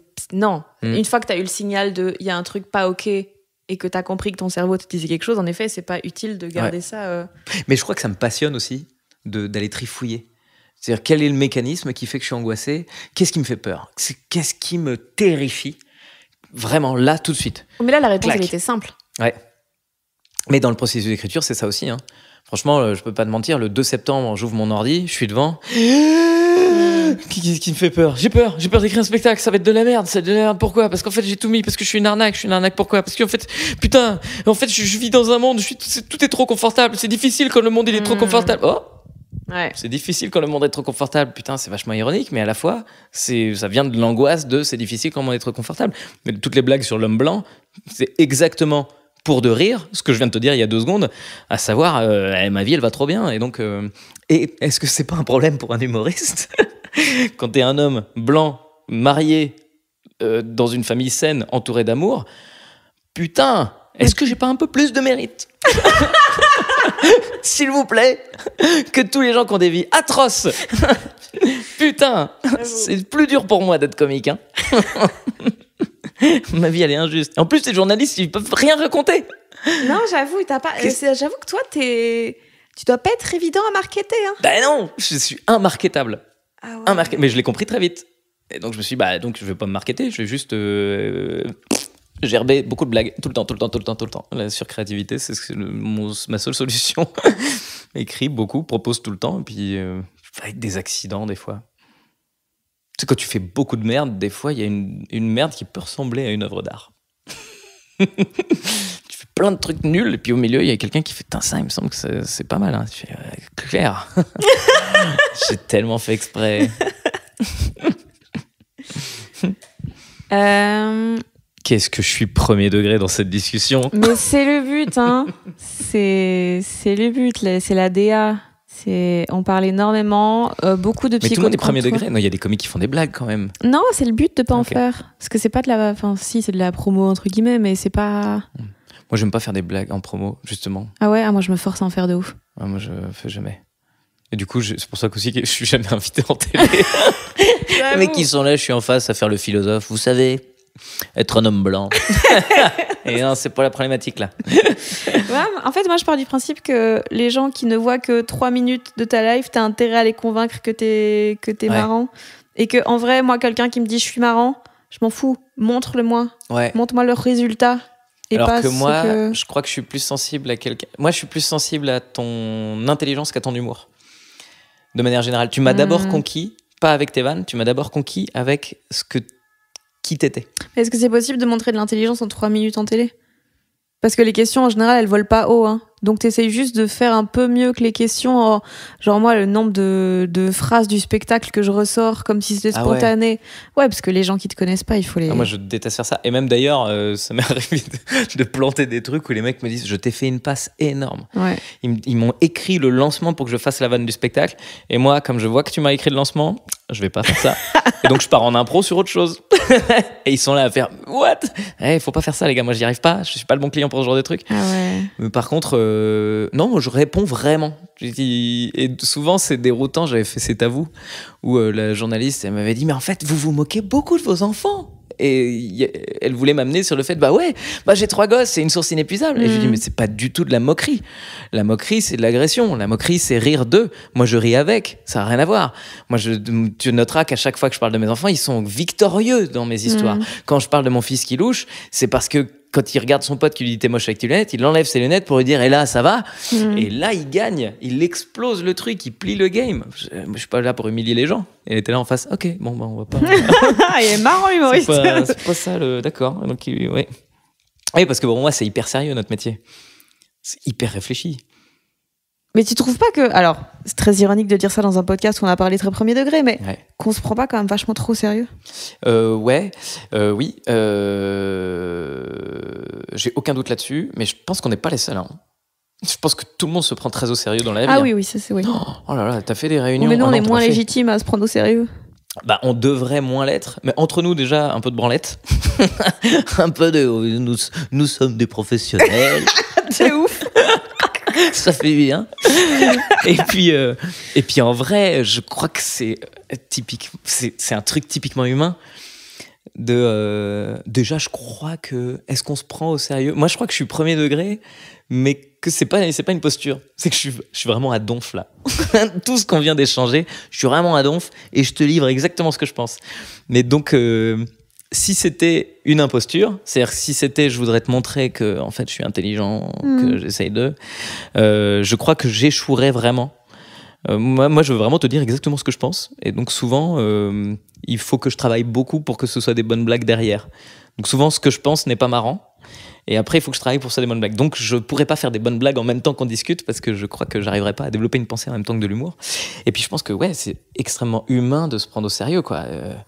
J'ai fait. C'est un peu tout ce qu'on a en vrai. T'as fait des dates dans des privés, dans des entreprises. Oui, mais moi je pense à l'argent. Hein. Là, je pense à l'argent uniquement parce que je sais que je vais passer un bon moment. L'argent ou les privés? Non. Enfin oui, j'adore l'argent, mais j'adore l'argent. Je crois que je m'en branle. Je crois que je suis arrivé au stade où le confort et la sécurité, quoi. Exactement. Comme tout le monde, ouais. Vraiment, là, ça y est, c'est vraiment trop bien. C'est exactement le confort. Et par contre, les privés, j'adore parce que je vais dans des endroits où j'ai rien à foutre là, que tout le monde se connaît. Enfin, donc des privés, en gros, c'est quand c'est des entreprises qui payent des humoristes pour aller. Ah non, je parle de détectives privés, moi. Oh non, putain, je confonds tout le temps. Je t'avais dit que je faisais des bonnes blagues. Oui. Des entreprises qui payent des humoristes et tout ça pour aller divertir, en gros, soit des clients, soit des collègues, collaborateurs. Machin, voilà. Et tu réunis tous les collaborateurs de la MAF, tu les fous dans un grand amphithéâtre, tu leur dis bon, il y a 50% de vous qui allez vous faire virer l'année prochaine parce qu'on réduit les coûts. Et tout de suite, un comique. Et toi, tu montes sur scène. Et moi, c'est un exercice que j'aime beaucoup parce que c'est tellement, pour moi, c'est tellement foutu d'avance. Ouais. C'est tellement impossible que du coup, j'y vais avec une tranquillité et j'adore cet exercice. Mais surtout, ce qui m'intéresse, c'est quand je reste à la fin et je vais discuter avec les gens de l'entreprise. Ouais, c'est gratos. Ça c'est gratuit, ça c'est gratuit. Vous avez encore du vin gratuit? Et en fait, tu te rends compte que ils sont tous entre collègues et donc ils font tous très semblant de maîtriser leur sujet. Et en fait, il y a une application particulière à montrer quand t'es le chef. Je pense que le chef de l'équipe, il est autant pris au piège que les gens de l'équipe. C'est-à-dire que le chef de l'équipe, il doit faire genre, je suis le chef de l'équipe. Le jury dont ne demande qu'à en rire, pour être concret dans le truc, le jury dont ne demande qu'à en rire, il était stressé avant les émissions parce qu'il savait pas comment il allait pouvoir juger les gens alors qu'ils n'avaient pas encore vu le sketch. Donc il s'était là à se dire, bon alors attends, il faudrait que je puisse dire un truc comme ça et tout. Donc, en fait, je me rends compte que chaque personne, à chaque endroit, a très envie de correspondre à la place qu'on lui a donnée. Et donc là, je t'ai mis en position de jury et donc de sachant, pression, il va falloir que je fasse semblant d'être un bon jury. Là, je t'ai mis en position de vendeur de fenêtres. Ok, il va falloir que j'ai l'air d'un vendeur de fenêtres. Et donc, tu passes beaucoup de temps à avoir l'air d'un vendeur de fenêtres plutôt qu'à vendre des fenêtres. Et de manière générale, il y a beaucoup de gens qui passent du temps à vouloir avoir l'air d'humoriste avant de l'être. Il y a beaucoup de gens qui veulent être réalisateurs avant de faire des films. Tu vois, le nombre de personnes qui disent comment tu fais pour être humoriste? Des subsides? Ils attendent les subsides, t'inquiète, mais ça arrive là. Genre le CNC ou des financements quoi. Pas. Franchement, je trouvais la blague marrante, mais elle est hyper marrante une fois que tu l'as, mais du coup, c'est pas grave. J'ai gâché ton rythme. Attends, je vais mettre des applaudissements. Voilà. Je rajoute les rires de loin. Salut, ici encore la go du montage. Je viens de capter qu'en France, en fait, on dit pas subside, on dit subvention. Mais oui, c'est ça. Tu veux faire un film, fais un film. Enfin, tu vois, t'as pas besoin de comment on fait pour être humoriste. Alors c'est très simple. Tu prends un papier, un crayon. Oui, c'est plus facile d'être humoriste que d'être réel, quoi. T'as un iPhone maintenant, franchement. Ouais, tu mais peux même faire un des films, ouais. C'est le costume de réal. En fait, quand les gens ils te demandent comment tu fais pour être humoriste, c'est comment tu fais pour être connu humoriste. Oui, c'est vrai. C'est pas du tout comment tu fais pour être humoriste. Parce que moi, maintenant, j'ai moins de demandes bizarrement. Mais au début, il y a des gens qui me demandaient. Je leur donnais tous les plateaux de Paris. Parce que moi, c'est ce que j'avais fait. J'étais arrivé à Paris, j'ai tapé Biréduc, plateau d'humoriste. J'avais regardé les adresses des théâtres. J'étais allé là-bas. Bonjour, comment on fait pour jouer chez vous? Et puis, je m'étais chopé des plateaux comme ça, quoi. Et je jouais d'un 5-10 minutes. Et puis voilà, j'étais humoriste. Nul, pas connu, pas payé, mais j'étais humoriste. Donc en fait, tu peux être humoriste n'importe quand. Hein. Toi, t'as considéré que t'étais humoriste à partir du moment où t'as joué? Non, à partir du moment où j'ai arrêté mes études. Donc j'ai fait une année de pharma en sachant que j'allais être comique un jour, en me disant ça paye bien, si je fais à mi-temps, ça va. Au bout d'une année de pharma, je me suis dit, rien du tout. J'ai livré des pizzas parce que mes parents ont divorcé, j'avais besoin de thunes, il fallait que je vive, tu vois. Donc j'étais livreur de pizza. Du coup, j'ai raté mon année. Après, je me suis dit, mais en fait, il y a un meilleur plan, c'est prof de sport. Prof de sport, c'est bien parce que t'es directement à mi-temps, avec un salaire de prof quand même, mais t'as pas de copie, trop bien. Donc je vais en STAPS, je fais mes 2 premières années, et puis au bout des 2 premières années, je me suis dit, en vrai, t'es en train de t'offrir un confort pour pouvoir aller tenter le truc, mais il faut que tu aies le feu au cul, mon gars. Il faut que tu sois dans la merde. Il faut que tu saches pas comment tu manges demain, quoi. C'est ça le vrai truc. C'est par là qu'il faut que tu passes pour nourrir ton art. Et donc je suis parti à Paris. À partir de là, j'étais humoriste, quoi. Et j'ai mis 2 ans pour en vivre. Ah, c'est rapide quand même. Ouais, c'était cool. Après, il y avait beaucoup moins de plateaux à l'époque. Je jouais comme un porc. Ouais, mais je faisais tous les plateaux que je pouvais dans tous les sens. J'avais ma programmation dans un théâtre au chapeau. Parce que je savais que j'avais pas les moyens de payer la salle, j'avais pas les moyens de faire payer les gens, enfin tu vois, donc j'étais dans un truc au fin fond du 20e. Et donc je jouais là-bas, c'était trop bien. Alors on entendait la voisine du dessus qui marchait parce que t'étais dans un bar. Bah imagine comme toi, elle devait t'entendre. T'as raison, quel égocentrique je suis. Je me plaignais d'entendre ses chaussons et elle tous les soirs, elle devait m'entendre gueuler avec des blagues pas drôles. Ta gueule! Oui, pardon, c'est bon, il y en a qui bossent. Donc j'ai mis 2 ans avant de vivre, mais je vivotais, quoi. Mais j'en avais rien à foutre. Je crois que vraiment, il y a aucune période dans toute mon histoire de ma carrière où je me dis putain, c'était pas facile. Même les moments où c'était pas facile, je kiffais, quoi. J'étais tellement content d'être à Paris, humoriste. Moi, j'étais au sommet de ma vie. Il y a 6 personnes au Théâtre Populaire. 6 personnes. J'ai joué. Putain, mais à Paris, vous faites des dingueries à ce niveau-là. C'était tellement gênant. Et 6 personnes. Et les gens, à la fin, je leur dis, vous m'avez connu par où? Et il y en a 2 qui me disent, on croyait que c'était un autre humoriste. Ok, super. Je m'étais pris 1 heure de 0 rire. Et j'étais sorti de là en me disant, waouh.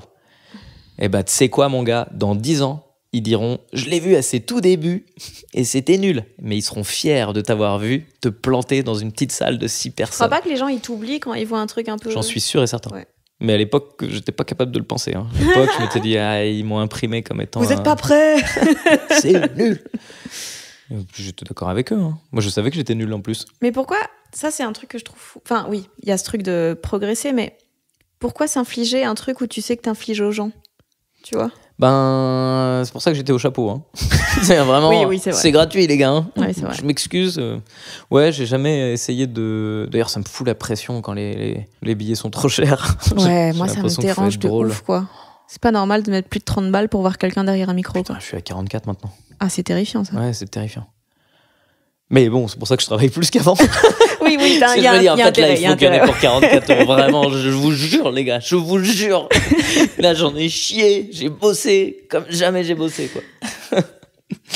Et en même temps, c'est un tel cadeau que les gens te font de venir. Putain, mais c'est merveilleux. Moi, au-delà des 44 €, en vrai, je me dis, mais quelle démarche incroyable de venir m'offrir 1h30 de ta vie. Ouais, de donner du temps, je trouve ça fou. C'est c'est la seule truc qu'on pourra jamais récupérer, qu'on pourra jamais acheter, du temps, et les gens, ils te le donnent. Ils te l'offrent et ils viennent, t'as une responsabilité. Ou les cadeaux, quand t'es un cadeau de Noël, t'imagines ? Ça, je pars du principe, c'est leur problème. Ah ouais. Moi, je me dis, waouh, la responsabilité. Ou alors, putain, des gens dans la salle. Bah, nous, c'est notre première sortie depuis la naissance de notre petit. Ouais. Eh ben, putain, je vais te la gâcher ta soirée. Ouais. N'attends pas que. Non, je viens d'apprendre une mauvaise nouvelle. J'avais envie de. Oh non. C'est ma première sortie depuis le cancer du poumon de ma femme. Ah, j'en ai plein des comme ça. T'es venue seule ? Ah merde. Ma femme est morte. Mais en même temps, c'est génial. Je crois qu'on se rend pas compte de ce qu'on apporte parfois. Mais moi, des fois, j'ai des prises de conscience de. Enfin, genre, souvent, j'ai la tête dans le guidon et tout, et je me plains de trucs et tout. Puis des fois, je dézoome et je dis, meuf, il y a 800 personnes qui ont pris leur soirée pour venir t'écouter raconter des choses. Ça n'a aucun sens. Aucun. Et en même temps, c'est quelque chose de tellement viscéral. Je crois que c'est, au contraire, peut-être le truc qui a le plus de sens dans toute l'histoire de l'humanité. Se réunir pour vivre des choses ensemble. Pour moi, on est le métier le plus inutile, mais le plus indispensable possible. Oui, ça, je suis d'accord. Mais le fait que ça soit sur moi que ça repose, moi, je me connais, hein. Je suis pas fiable. J'ai pris ça, mon seul Trianon. En plein milieu, j'ai frisé. Et je me suis dit, putain, il y a genre 1200 personnes. Ouais. Si je m'arrête de parler, il n'y a plus personne qui parle. Qu'est-ce que je fais de cette info-là ? Ah, c'est drôle. Ah ouais, non, moi, au Trianon, l'écran, il a merdé. On avait la vidéo et l'écran ne s'allumait pas. Et donc, j'étais là avec les 1200 à leur dire, qu'est-ce qu'on fait ? On fait la vidéo quand même ? Je me retourne, on filme. Vous voyez pas, mais demain, vous voyez ma tête sur YouTube. Ils étaient à donf. Et la vidéo, on voit même pas qu'il n'y a pas d'écran. Ah ouais ? Ils étaient tellement gentils. Ouais, mais là, c'est un truc exceptionnel. Les gens, ils sont toujours contents de participer. En plus, on adore le moment présent. Ouais. Putain. Ça, c'est le plus gros devoir qu'on a, c'est de réussir à être dans le moment présent. Ça, je sais pas si ça te fait ça, mais moi, c'est ma plus grosse lutte. Ça fait quelques années, je crois que j'ai réussi à m'en débarrasser, mais le côté un peu... J'ai pas envie de perdre ma joie. En fait, il y a une redondance dans ce métier dont je refuse de me plaindre. Il y a des trucs qui m'énervent, c'est dans mon cerveau. Il y a le premier point, c'est les gens, ils ont pas assez rigolé. Je me dis, mais vraiment, ça, je ne m'autorise même pas un quart de cette pensée. Je veux leur laisser la liberté de rire comme ils en ont envie. Le deuxième truc, c'est j'ai pas trop envie ce soir. Va te faire foutre, en fait. Le monde est aligné pour que tu puisses vivre ta passion. Si aujourd'hui t'as pas envie de vivre ta passion, c'est dommage. Mais je vais te demander de faire un effort pour vivre ta passion. Ça doit te déranger. Donc ça, c'est des trucs que je m'inflige en fait, je ne veux jamais être malheureux de monter sur scène. Je crois que c'est même mon plus gros travail. L'écriture, tout ça, on a déblayé tout ça, c'est dur, c'est difficile, il y a du boulot. Tout ça. Mais le plus gros boulot, c'est de t'interdire les pensées que tu ne maîtrises pas. C'est de réussir à aiguiller tes pensées qui peuvent être un tout petit peu de... Ah putain, ce soir, ou mon fils il est malade, putain, moi j'ai eu mon incendie, putain, pendant 2 mois j'ai joué à partir de chez moi, enfin à partir de chez mes potes, chez qui je vivais un jour sur 2 pour pas trop les déranger avec 3 gosses. T'imagines le nombre de personnes que j'ai fait chier à prendre des douches chez des voisins qui me laissaient leurs clés à 17h parce qu'ils étaient au bureau et que moi à 17h j'allais chercher les enfants, ils prenaient la douche ici avec nos serviettes qu'on allait au pressing, on les refoutait dans la valise, on allait dormir chez un autre voisin qui pouvait nous prêter sa chambre, on était 5 dans la même piole, c'était ça ma vie pendant 2 mois. Et ben, à aucun moment, je ne me suis autorisé sur scène le moindre coup de fatigue. Parce que, en fait, c'est trop merveilleux notre vie. Même quand elle est difficile. Enfin, vraiment, moi, j'ai une espèce de... Et encore une fois, on va revenir sur le fait que je suis un privilégié dans tout. Mais en fait, je crois qu'on est tous privilégiés dans tout parce qu'on est vivant. C'est merveilleux d'être vivant. C'est incroyable. T'imagines, on t'a foutu sur cette putain de planète pour rien du tout. Il n'y a aucun objectif, tu n'as aucune responsabilité, rien du tout. Tu viens, si tu meurs demain, ça va rien changer à l'univers. Si demain, tu décides de faire ça ou ça, tu vas pas avoir de grands impacts. Je suis désolé si tu le croyais. Coup dur pour la Miss. On ne va servir à rien. Et même Poutine, Macron, Michael Jackson, Jésus, à long terme.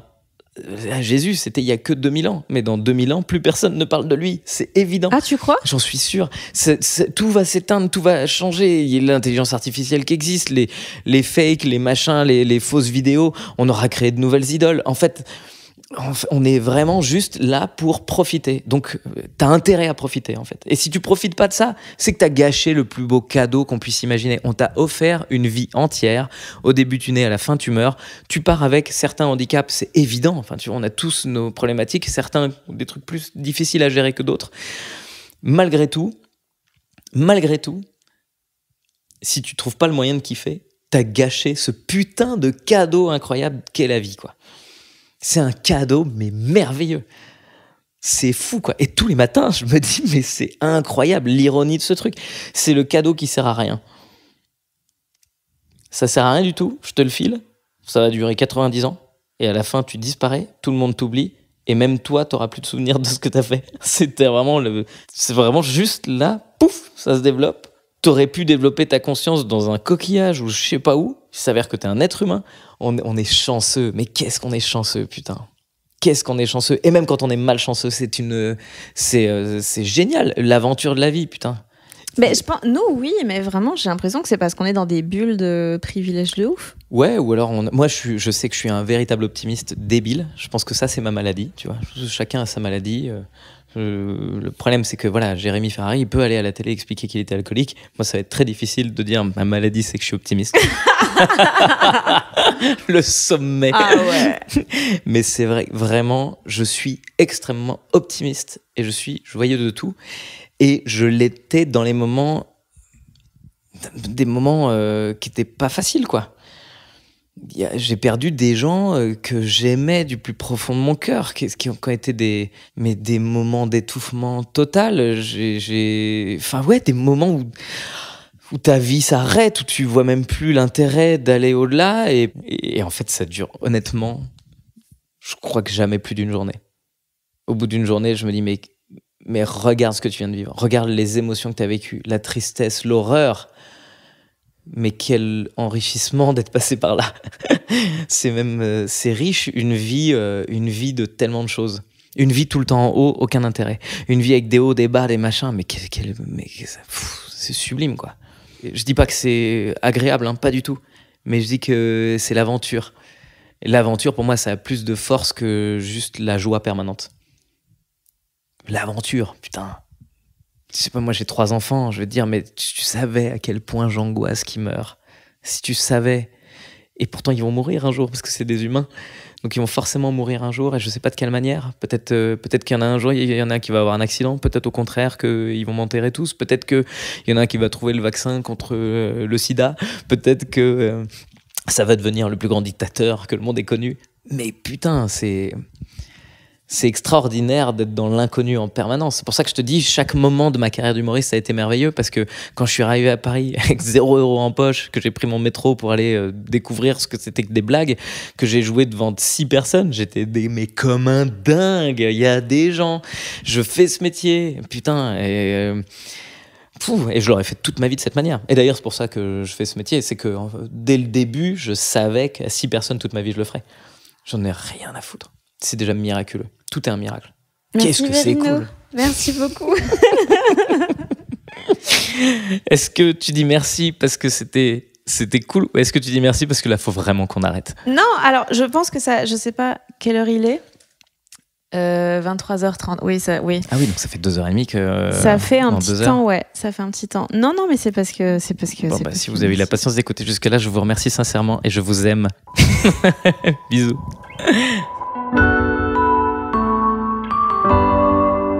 J'espère que l'épisode vous a plu et je vous souhaite d'être aussi optimiste que Verino pour aller voir son nouveau spectacle. Ça se passe partout en francophonie. Je mets le lien de la billetterie en description. J'y mets aussi tous les endroits où suivre Verino sur les réseaux, ainsi que le lien pour rejoindre ce podcast sur Instagram @jonquidoute ou me suivre moi @fannyruet pour ne rien manquer de la suite. Des bisous.